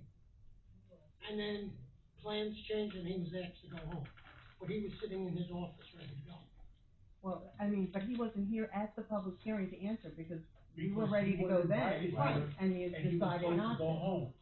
But Well, I'm just I saying, don't there's know anything questions- about that. Well, I was I'm- here at the last public hearing, ready to Explaining it. provide Yeah. comment. That's correct. And that She's was told to correct. the public. Yes, I know she is. Okay, but I got something to say. Have No, you we haven't. voted or? No, we didn't still in vote. your No, we haven't voted yet. We haven't All right, voted yet. do your vote, and then I'd like to say something. Okay, Go ahead. you have We have a motion, a motion and second. a second. Aye. Okay, on the vote, aye then. Keep the public hearing on. Keep it open. Keep it open if you have anything on public. Written hearing, comment. You can say it now, because you waited such a long time. I wanna say that it is refreshing. This is my second encounter with Bill, and it is refreshing to me that we finally have a building inspector that can answer our questions. Because Esther and I, before this, were left totally confused. We even told you to fire them and get a new one. Bill, I'm very grateful that you have the knowledge and you are answering our Ms. questions. Morris will always say something, but if she feels that it was at the time proper and change it, she is a woman of her word that will change it. Well, I'm very grateful that you have a certain perspective that we can understand and isn't ignorant or rough to our family. Yeah, Same way, I Yeah. feel strong, yeah, Thank you, I'm glad you hired them. Yes. Right. Okay. But I wanna Okay, hear about the well, transfer well, station. wait, 1 minute, We're not done yet. We moved it to. We tabled that public hearing. Okay, now we have. We also have another public hearing on the, we gotta table that one too, I think. we will? Yeah, the bonding law. I'm just reviewing it, there's some stuff in there that. If you're just reviewing it, then table it up to the 29th. There's stuff in there. We could take it to the other. That's fine, but, Yeah. I mean, that was your baby, so. It is still my baby, and I'm. If you don't feel comfortable, then that's We fine. need to, I would make a motion, second that, motion to table that to July 15th. I would make a motion to table that to July 15th, for public input to the, building code update to have that introduced. Have that I'll second included. that, I'll second that motion. Okay, any discussion on that, gentlemen? Thank you, Bill. All right, on the vote? Thank you, sir. Aye, all right. Aye. Okay, Hang on.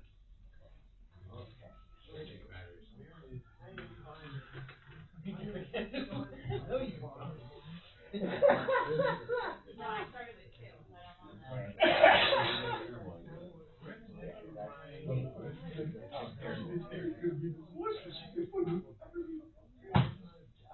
July 15th.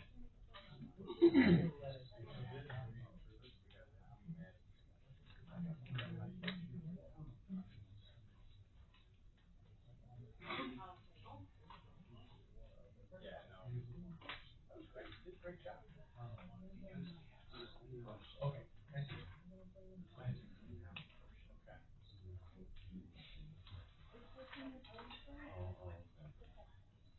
okay. Well, let's, I wanna also mention that, go on, do it now. I mentioned that the monthly reports are also on the back table. Anybody wants copies of them? Next, old business, the vending machine at the park. Person's here. Oh. Yeah, hi. Hi. My name is Jeff D'Agostino, local town resident, and I operate a vending machine business in my parkland. So I was, requesting approval for the town to place a drink machine at the pavilion at Felton Park. I believe, you had sent the memo to us, we read it, Correct. and I think there was an issue with electric or something. Well, there is James, no, or- there no is no outlet? electric outside the pavilion. We got the big boxes that have to be opened up, and that's used at special occasions. So that's why we, did you get notification? Yes, Sarah contacted me, she said there was some questions, and I just read the minutes from last meeting about the electric. And I did check out the location, I did see that there was no electric there. I mean, another concern that came up would be, if you would allow me to put a machine there, other people could say, why not me, also, Correct. right? So, but I mean, we have a vending machine here, so somebody's operating a vending machine here in this But that's facility. also inside, not outside on the pavilion. We have people going up there. What if somebody tips it over? The machine would be insured through my company. There's insurance on all the machines that it's specifically geared towards a machine being tipped over or something like that. So the Yeah, machine would be insured. that covers the machine, but if they rip the electric out of the wall, then we gotta call our maintenance man or whoever. Turn it off, fix it, whatever. That's just my opinion. May I say something? Yeah. I understand, and on a business level, but the other part is that you try to prevent the vandalism that goes there, and your machine, I can tell you right now, wouldn't last 2 weeks without getting something done to it. Because, I'm telling you, that's why we have cameras, that's why we have patrols, and I Yeah, am I think not, I that's- am not against your machine. I'm just saying, it just gives very small work, and they will vandalize, because that's why this machine's been here from the beginning of time, because it's under guard. Anything that's outside, those tables are so heavy, and sometimes we find them in the woods. Really? Yes, and I'm not. I'm surprised by that. I live right down the road. I drive by the park several times a day. No, no, Always there. Gaga ball pit up? Yeah. 3 weeks it was vandalized. People were breaking it on, getting cleaned it all up. Really? Because I did see the cameras at the pavilion. Yes, because it's a continual operation, and it's not against the machine, it's not against anybody, but we're trying to minimize the vandalism. The bait, yeah. That, to me, that's a fate waiting to happen. Well, one of the things I was gonna do is that, the lights would be on a timer, so at nighttime, the lights would go off, so it wouldn't be like this beacon of the machine You sticking understand, out. we also, those cameras also pick up the go-karts, the motorcycles that are tearing up the parking lot. I've been up there when that happened. Yeah. So what I'm saying is, I understand you have to do this, but as far as, I am only one board member here, but I would never recommend, unless it was something in a enclosed building, to have anything up there. Okay. I'm surprised by that, but okay. So even after the cameras were installed, there's still Oh, yeah. vandalism within the That's pavilion? why when we winterize, we even take the water fountain out of there for the winter. That was, okay. Okay. That was part of the proposal. I was gonna take the machine out in the winter months. It would Yeah, just be there but spring to. that's one of the other things, and I am not trying to, make this bigger than ever, but we have a problem with that. That's why the basketball court, when I first got elected, I wanted to get it up there, and I was even told it wouldn't last. That's why it's been here since they did it, and it has never moved because of vandalism. So that's why it's here and not at the park. Have you ever heard of basketball court not being at the park? That's because we keep it here and an eye on it, and sometimes the nets are getting torn up because they're hanging off of it. So it's vandalism. Okay. Okay, and I wish, it could be any other place, but we can't. That's my answer. I don't know what the rest of the board thinks. I would be in line with that. I just think it just opens up more. It has nothing to do with suffocating your aspirations of trying to, be savvy with being a business owner and trying to find stock. That has nothing to do with it. It really has to do with like preventative headaches that we see coming. We get all the time. Okay. And it's no disrespect to the idea. To anybody. To the idea, no. Yeah. It's a lot of, it's a can of worms. Okay. All right. Understood. But I appreciate you bringing your idea, but. Yeah, I drive by the park all the time. It's always packed with people and Yeah. there's nothing to drink or there's nothing there. We would love to have it, Yeah. but it's just a problem. Okay. Okay, I'm sorry. Okay. Understood. Thank you. Thank you for your time. Next, is the, employee handbook.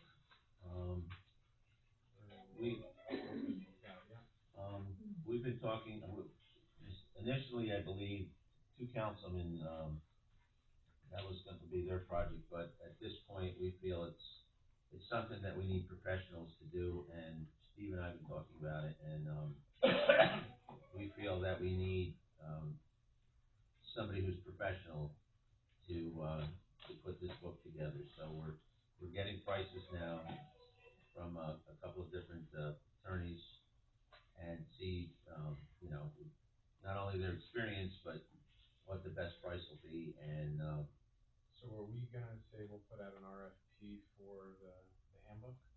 I guess we should. I know Yeah, we You're gonna make should. a motion, you wanna make a Yeah. motion? Yeah, I just wanted to discuss before we Yes, do that. But, Okay, perfect. if you want me to make Can a I know motion. who you're gonna send it to? Yeah, I'll give you a name in a second, just let me find it, but. Cause I could work on that, that's something I'm really good at. Well, we had two names, right, Steve? We have two, yes, and a third would be a third, so. We'll carry on till I find She it. has the best knowledge, and this also should have her input also. field because of. Thank you. So, the original, I'll just say 2,000 years ago, when our handbook was written. Same book, Well, listen, when you authored the same book, how's that? Public sector HR consultants was the initial firm that did this. So, just through some research, I just kind of Googled and just saw whose handbooks are out there, downloaded the PDFs, and then I found one that I'm very familiar with because I spent a lot of time over there, which is Town of Poughkeepsie, and I saw the company, so I researched them. I reached out to them to see if they were even still in business, which they are. They're very well regarded in the industry. I requested a pricing proposal be submitted to the board for review. I did reach out to another, Mike had mentioned it's an attorney, but it's a segment of that office that handled this as well. That would be a second component for us to compare. And a third would be that. We need another third to throw in the ring to compare all of that. Really I don't wanna draw the tangent to what we were just doing with the building permit stuff, updates, but this would be essentially updating the, employee handbook in its entirety, not subjective to council people with what we would like to add or subtract. This would be more of a standardized, blueprint that would be overlaid into the modern era of employee standards, employee handbook stuff. That's the best way I could say. And the other thing is because of technology, many other things, since this was put out, and we have to get with the times. And the law. And on all the laws, and it should have a professional draw this up. Additionally, just one other thing, sir. This turnaround on this with the one company was quick. So it felt like we could get something done sooner than later. Their turnaround plus our, I'll say government lethargicness is we can get it done sooner. The other person I still have to speak to, I don't know what their time frame is, and their numbers are still being amalgamated, and then we would have to put that, like I said, an RFP after Mike makes a motion. I would probably be happy to work with either group. Fair enough. So then. I appreciate So, you. Go ahead, ma'am. keep me informed that we can figure that out. I have a quick question. When you do talk to whoever is gonna draw this up, maybe they could suggest maybe every 3 years or 5 years to update it, you know, so that you don't get that far behind time. You're right. It should be But reviewed. you know what I'm saying? It should be reviewed every maybe year, every 2 years. I don't think you need it every year, No, but review. as new things, you Arise. know. Yes. You could essentially, what you would do is essentially just as you would revise a document, we could reach out to the company we retain to review it for any amendments. As opposed to being a heavy hit, maybe we just pay a small amount to have it replaced and go that way. That's a great suggestion. Great, thank you very much. So then I guess, with that, then I'll make a motion that we go out RFPs for, the attorney, Employee handbook. okay, to have the employee handbook updated. Yes. Second. On the vote? Aye. Aye. Okay, thank you. The next issue is the coupons, $20 coupons for July. How do you, But I thought you guys were gonna tell us I more Uh, about um, Uh, doing a little research, not for nothing. what's going on. I had a with few things this week. transportation, the cost. Okay, let me finish. Yeah. I had a few things come up. I couldn't talk to the bookkeeper, so looking at it this year, I don't wanna say, I hate to say it, but I think we, well, we do have a choice. We could always say no. So it's a board discussion. It's like, do we want $20 coupons or we don't? Right now, we're bleeding money up there and putting out something that's free. I feel that it's not worth it, because we are spending way more when you only have, when you have close to 10,000 people and you only have 200, permits. And we're bleeding anywhere from $30,000 to $60,000 every year. Possibly more. Possibly more, because of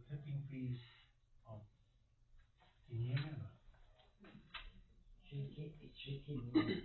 Oh, you pay, no, because, Hey, I wish you would all utilize the utensil in front of you. okay, I'll do that right now for you. Thank you so much. And then I'll sing the song when I'm done. Oh, boy. Okay, we are bleeding money up there, okay?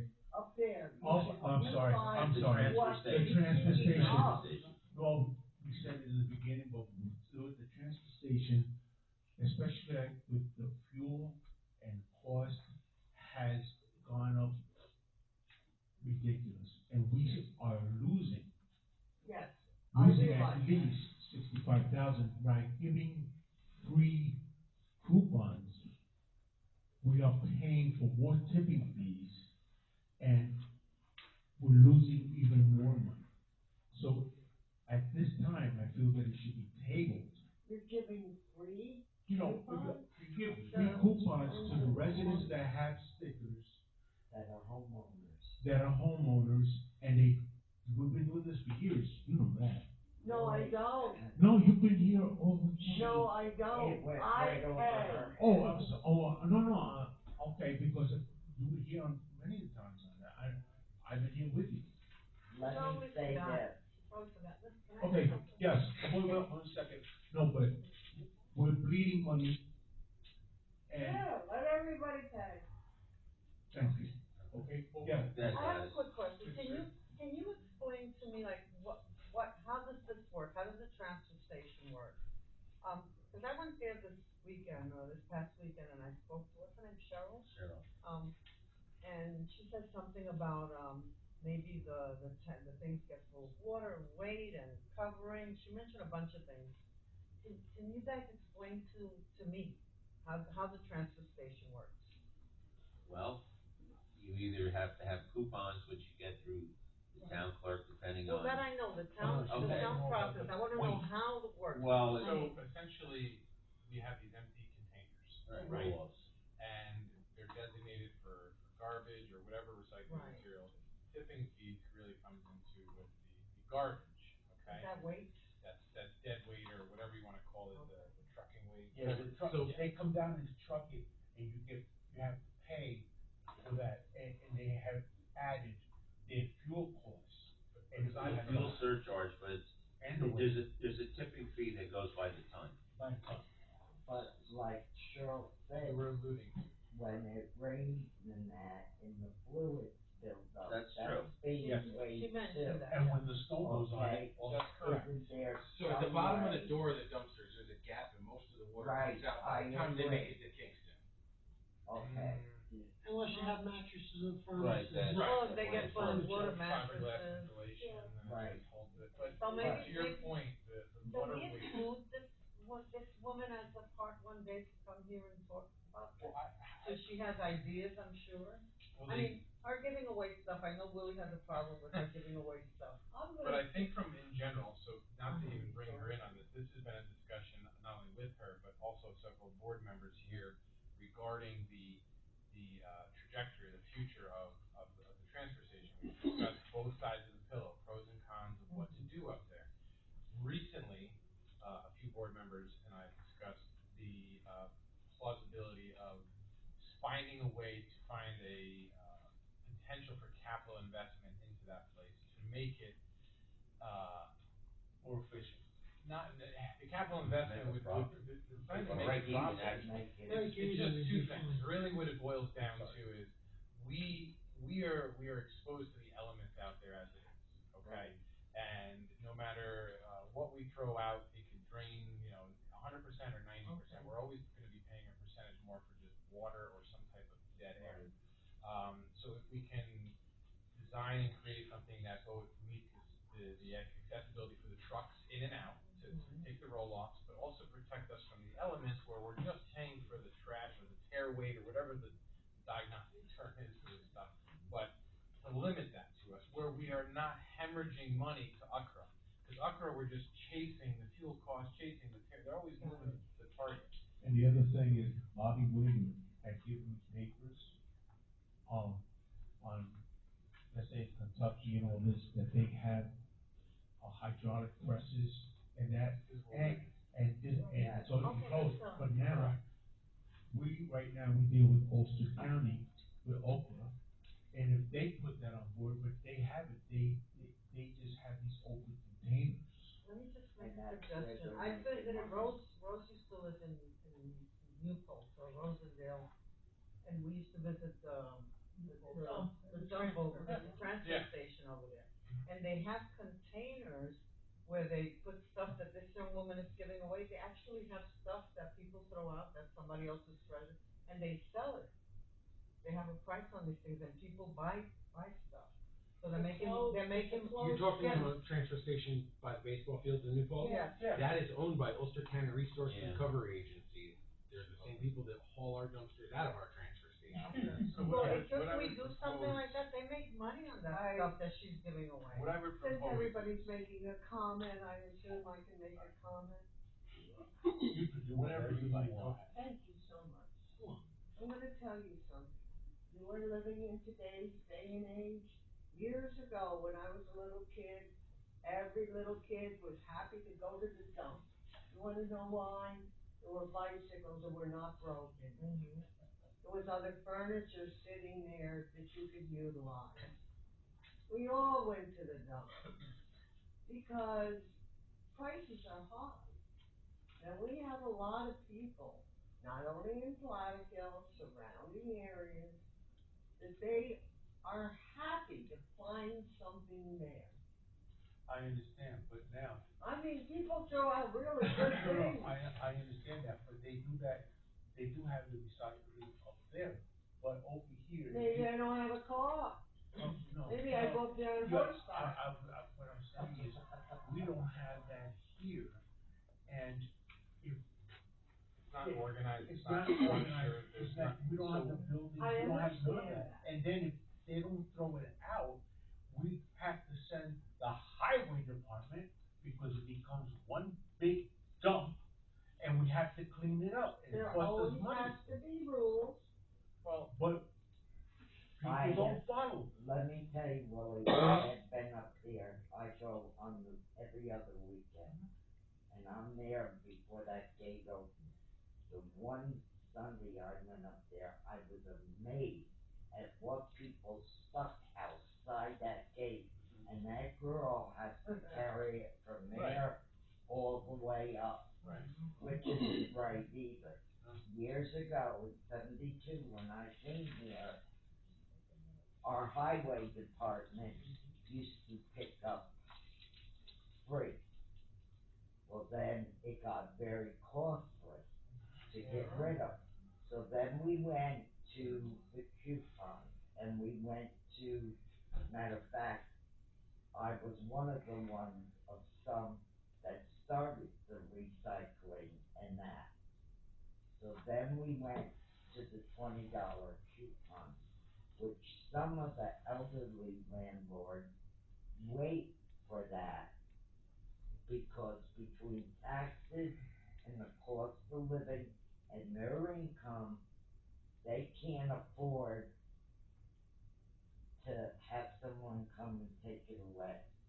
And they look for that $20 coupon, okay? Some people abuse it, I admit, I have no doubt. but But I think the the general, sad part of it is, fuel is going up. I have a garbage man that comes and picks it, I have the dumpster. He comes, he picks it up. My recyclables, I take to the landfill every other week. And let me tell you one thing, if I may, I'm interrupting somebody. No. But there were two children's little bicycles, you know, for little kids. Now, my great-grandchildren visit, but I really cannot take money to buy new bikes just to have at my house when they come now and then. So if I see bicycles or little things like that, it's a big help to me, and I'm certainly a senior. we're But not disparaging that, we're not talking about that. The problem is that in order for you to get to the transfer station, to get that free bike that you could absolutely take from there, everybody needs a sticker to get there. I think you have to do a bigger too. The permit. A permit. Permit on your vehicle, show that you're a resident. $20 permit per year. Oh, Um, absolutely. Which I lost mine. I think we have to I do think- a more, So you get come one, and get a maybe new a one. cheaper I'm per with you, day. I'm gonna get you on, we're gonna do something in a second here.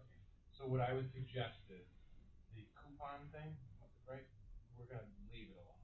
We're not, right, is that what we're in agreement with, Mr. Fazio? How many people come in and actually get it? Well, here's my biggest thing.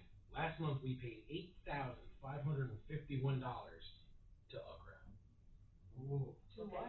How many of those things That's, do they have to fire up? that's the latest voucher we got. And they don't How give many you truckloads? any money Cause those Number big one, things two, go on the truck. three, for the four. Every one of recycle. those boxes. Right. We In pay, other so words, we're paying. We had too many, too many conversations.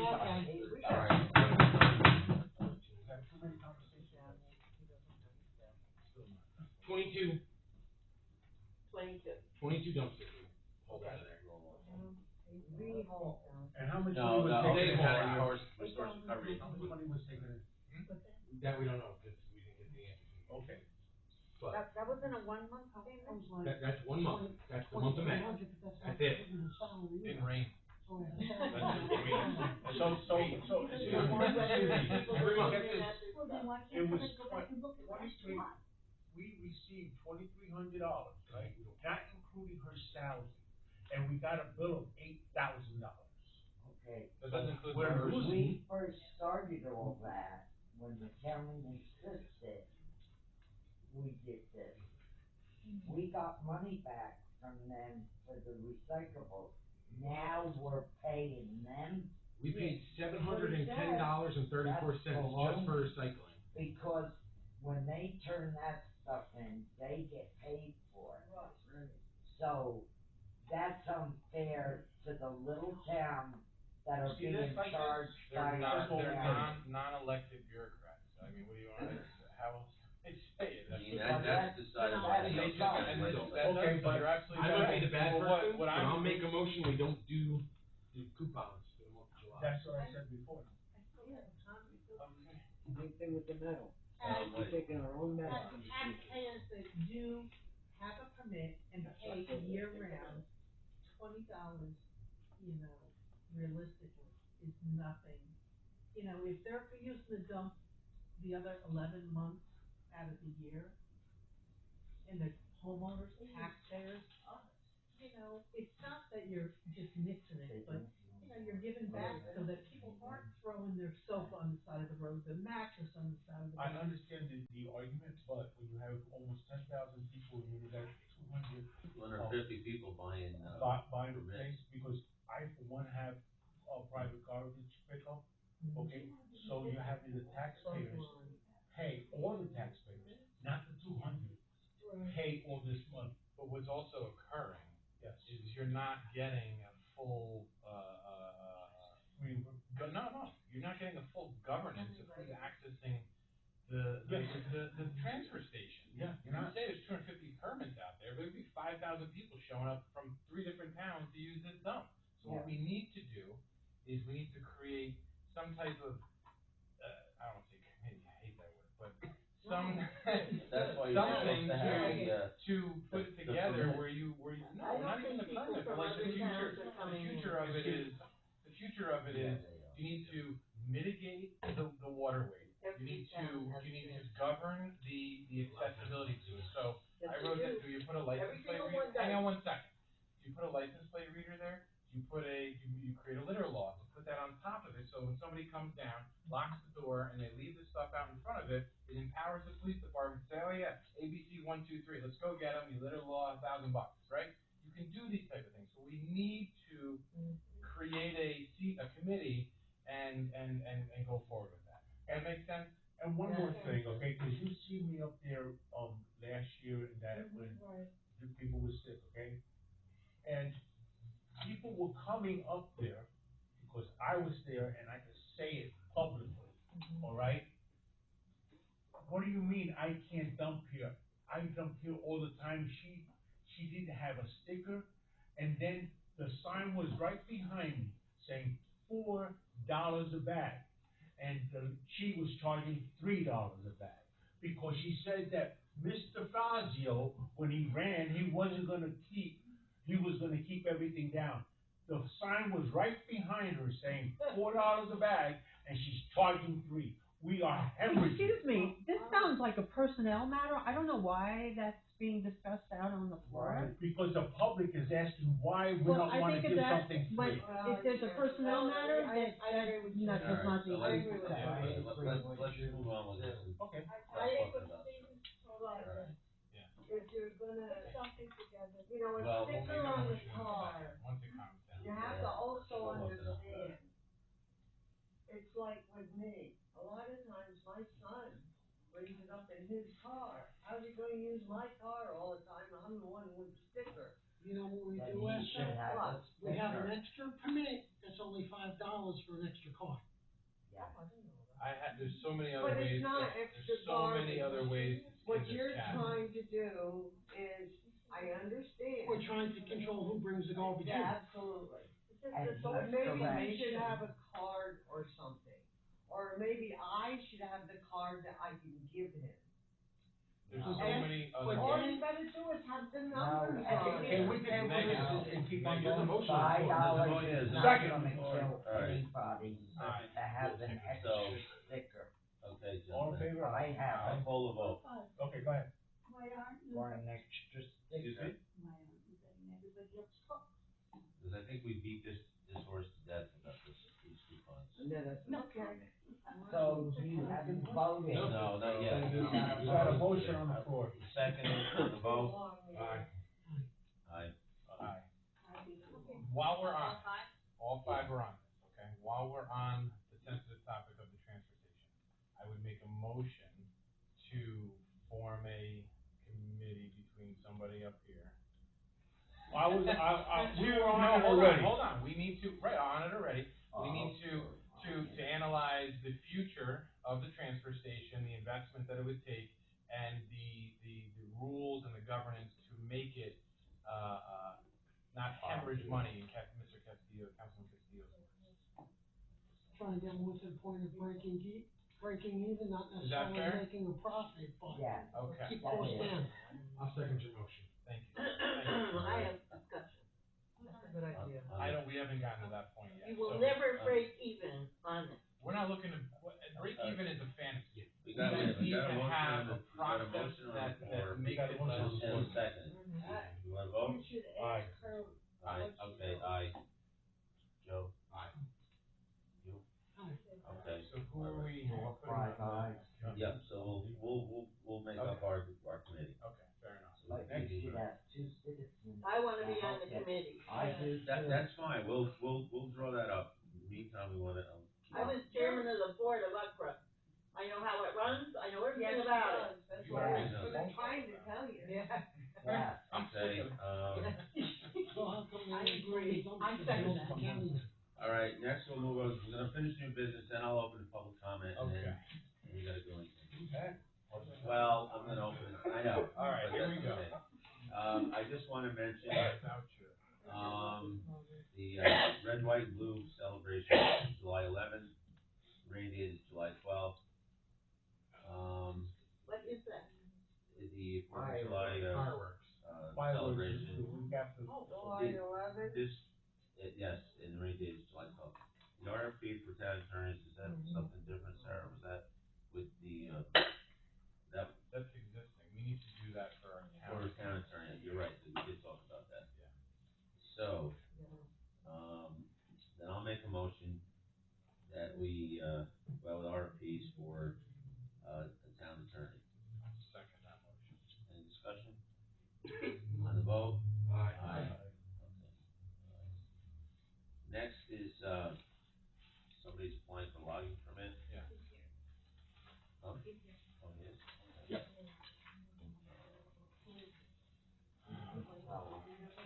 The one I held before. So, would you like to come forward? Oh, here it is. Is this it?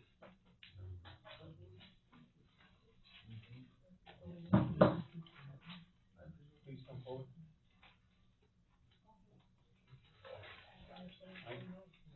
Okay. All right, so I'll try much, you got your insurance, you got everything, I guess it's just a matter of us determining, the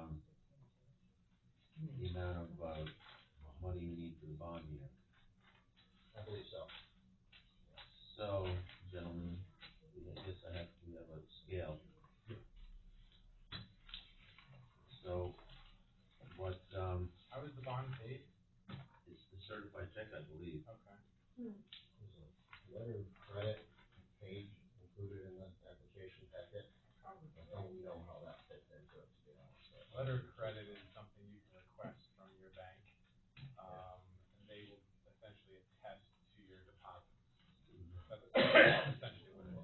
So that's part of it, right? Once, I don't know if it's either or, I don't know if it's, a letter of credit, or he decides to write I think he's in over. Crescent Avenue. 442, Crescent Avenue. And it also says here that there was supposed to be a certificate of insurance. Okay, is this it right here, the liability? Yeah, but I'm asking a question. No, I understand it. Okay, so this is it, right here, Sarah? Yes, the only thing that I have to decide is Just the fee? Okay. All right. Perfect. So, what's the budget? It says here, get a scale from 5,000 to 7,500. So let's do 7,500. Okay. And then a motion? That means Second. All right. Good discussion, good with it? I don't, yes, fine. Okay. So then the motion and second was for, $7,500, for the deposit. Okay, so, Certified check for the deposit. on the vote? Aye. Aye. That's it. Are there any fees, or that's the bond, if I'm not correct? I think that's just. That's it, because you're on private property and you're doing your laydown area in the back, and so you have a contract with the owner, so go forth, be merry.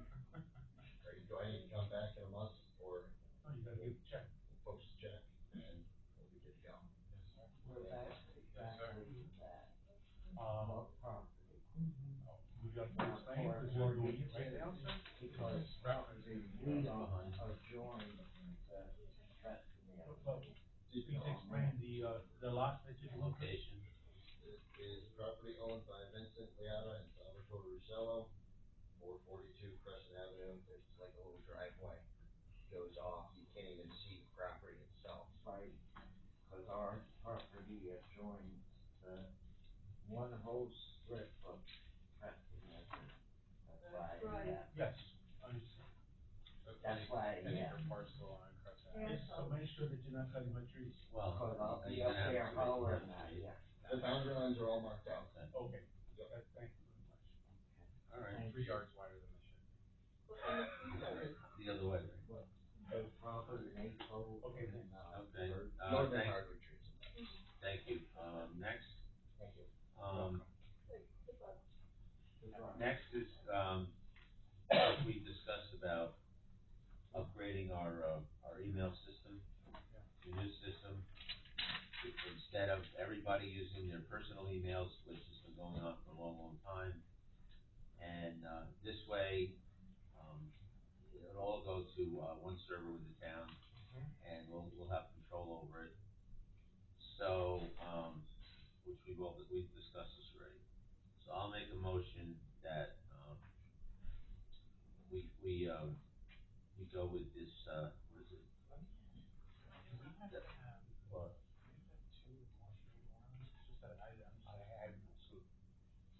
I'm abstaining, I'm with you.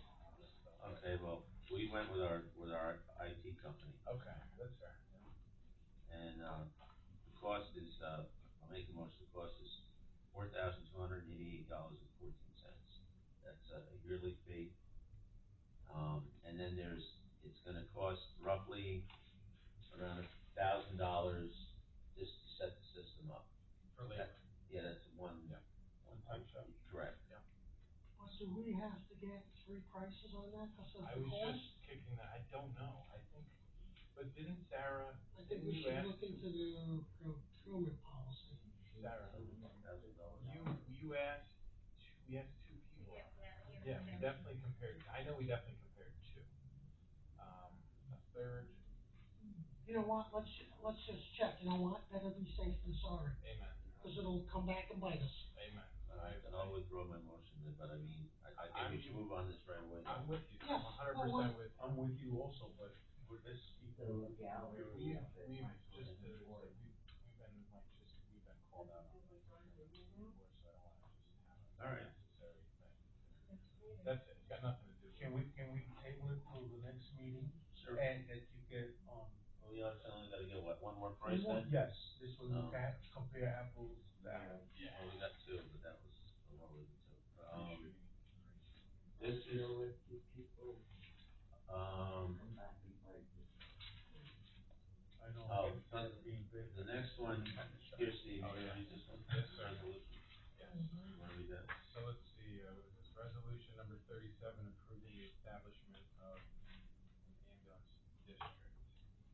Resolution scheduling a public hearing and approving the notice of hearing and order concerning the establishment of ambulance district in the town of Platteville, number 37, that's our resolution.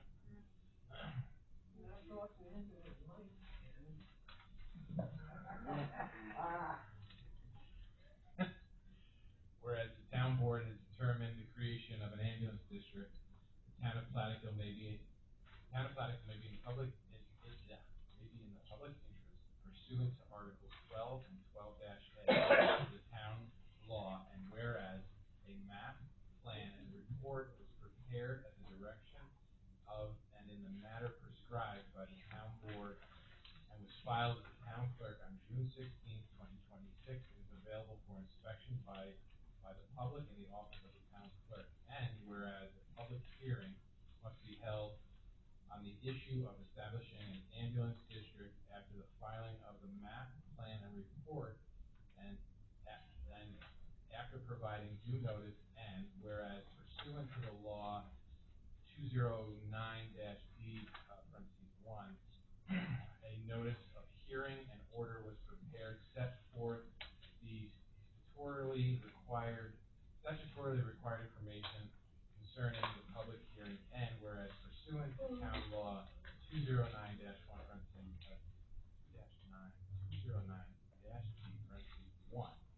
detailed explanation as to how the estimated rate of assessment for the proposed ambulance district was calculated and prepared, and must be duly filed in the office of the town clerk in advance of the publication of this notice, hearing, and order. Now therefore be it resolved by the town board that the map, plan, and report for the establishment of the ambulance district in the town of Platteville will be made available for public inspection in the town clerk's office during regular business hours, and that is also posted on the town's signboard website and such other locations as may be determined prudent, and be it further resolved that the town board is scheduling the required public hearing to be held on Wednesday, July 1st, commencing at 7 p.m. at Platteville Town Hall. To hear all persons concerning the proposed establishment of the ambulance district as outlined in the aforesaid map, plan, report. And be it further resolved that the town board approves a detailed explanation as to how the estimated rate of assessment for the proposed ambulance district was calculated and made available to the public, for public inspection in the office of the town clerk before the publication of the notice of hearing and order. And be it further resolved that the town board adopts the notice of hearing and order date June 17th, 2026, and directs that the same be entered into the minutes of this proceeding and incorporated therein. And be it further resolved that the town board directs the clerk to post and publish the notice of hearing and order in conformance with all laws, mandates, and to do all things necessary to facilitate scheduling and conducting the public hearing July 1st, 2026. Motion made by Councilman O'Flaherty, myself, adopting the resolution, scheduling a public hearing and approving the notice of hearing and order, directing the publication of the map, plan, and report, and the detailed explanation concerning the establishment of the ambulance district in the town seconded by council. I wanna ask a Hold question. on. I'm sorry, Okay, discussion, Who seconded that? Mr. Willie. Mr. Okay, for me, I don't think we're ready to go forward with a public hearing on this, because again, we just got this yesterday. I feel that we have a EMS, committee that, I've been working with since the beginning of the year, which they should be reviewing this. I feel the fire department should be reviewing this. We should be better informed about this before we go to public hearing, because there's gonna be a million questions from probably a couple hundred people that are gonna be coming in here. Sure. How they came up with this map, the assessment, I think there's a lot of, moving. I didn't know if they were having meetings.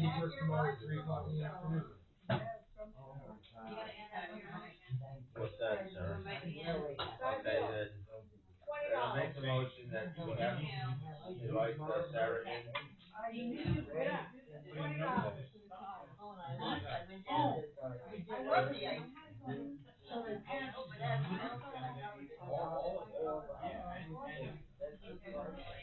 care about it. So I agree with that. It comes across as hard. Very, thank you. Yeah, no, yeah, put them on so they put it. Really, see, maybe they, whatever works. No, okay. You're welcome. Been almost Thank you.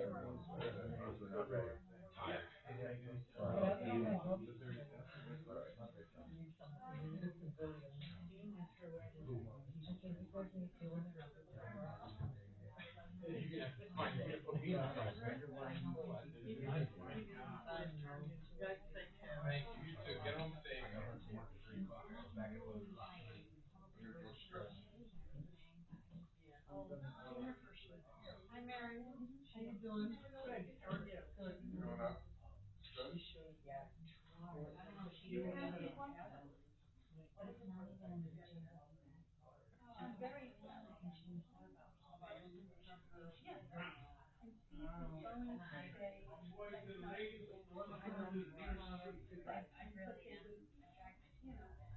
Everybody else is but I need a new phone. I don't have a phone on my birthday. If I get a new phone, oh yeah, everything.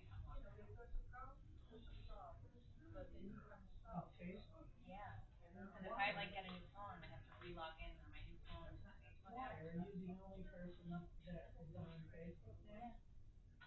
Yeah, and if I can't log out or get a new phone, I have to re-download the app. Well, then why don't you add somebody? I'm still only on my personal, even on a new phone, I'll do my personal cell phones. No, I know, but if you add another user to the account. Oh, yeah. Well, at least if you get a new phone, Someone they can add me back they in. can, yeah, they can, I didn't think about that. I mean, I don't know how else to do it.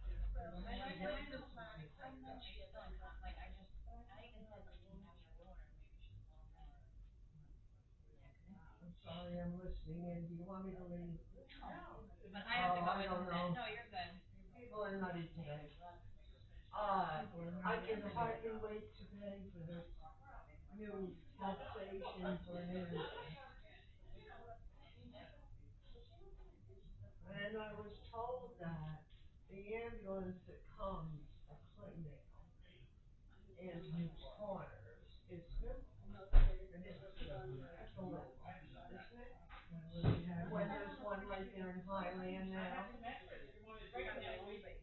You know how many different ambulances I've had in Corners? We used to get it from, $200. that's up to you, from down in, Microphone, and it was 90% off. the hell is down the road? That's up to you. Fire department, I think. No, no, Peloton. Well, we used to have an ambulance from, Marlboro, That's coming tomorrow. came right up the North Turnpike. That's our original. Oh, yeah, no, I continue doing it. Which is not that far away. Now we have a Highland. Now they wanna put me in New Paltz? And how are people gonna pay for this? I think she put Well, I up. think it's gonna be another tax. Based on what your house. Well, they're talking about, what they want per thousand is really ridiculous. $100 per house. Yeah. People that have to work. Maybe I'll build a chicken coop. Well, I won't be able to do that either after he gets done putting all the restrictions. Was $100 per thousand or per 100,000? Per thousand, they said, I thought.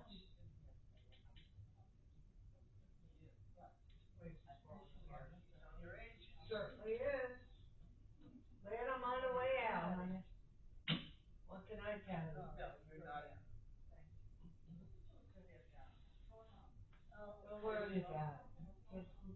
Take it again. I didn't wanna put it back up. Take it again. When you want it. Anyway. Thank you. Whatever. Anyway, I gotta go get my stuff. All right. Good night, What can I everybody. tell you? Okay. You got your finger and you're pointing at me. Don't do that, I could have a heart Okay. attack. Could I sit down if you wanna, No, I'll Is there see a you chair tomorrow here? night. Huh? I'll see you tomorrow night, and then I'll bring you the paper that I wanna show you. Oh, okay. Okay? Yeah, on the live, I'll do it.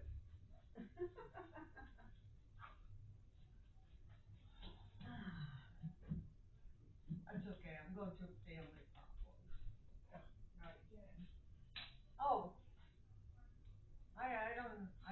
I give up. I find the more I do, the more trouble I get into. I'm sorry. Thank you. I know you understand family. Yep. I find them all interesting. Weird, but interesting. What can I do?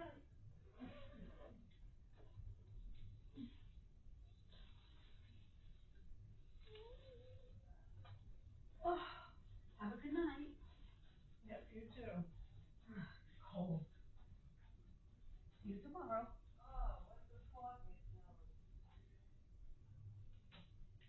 Republican and conservative.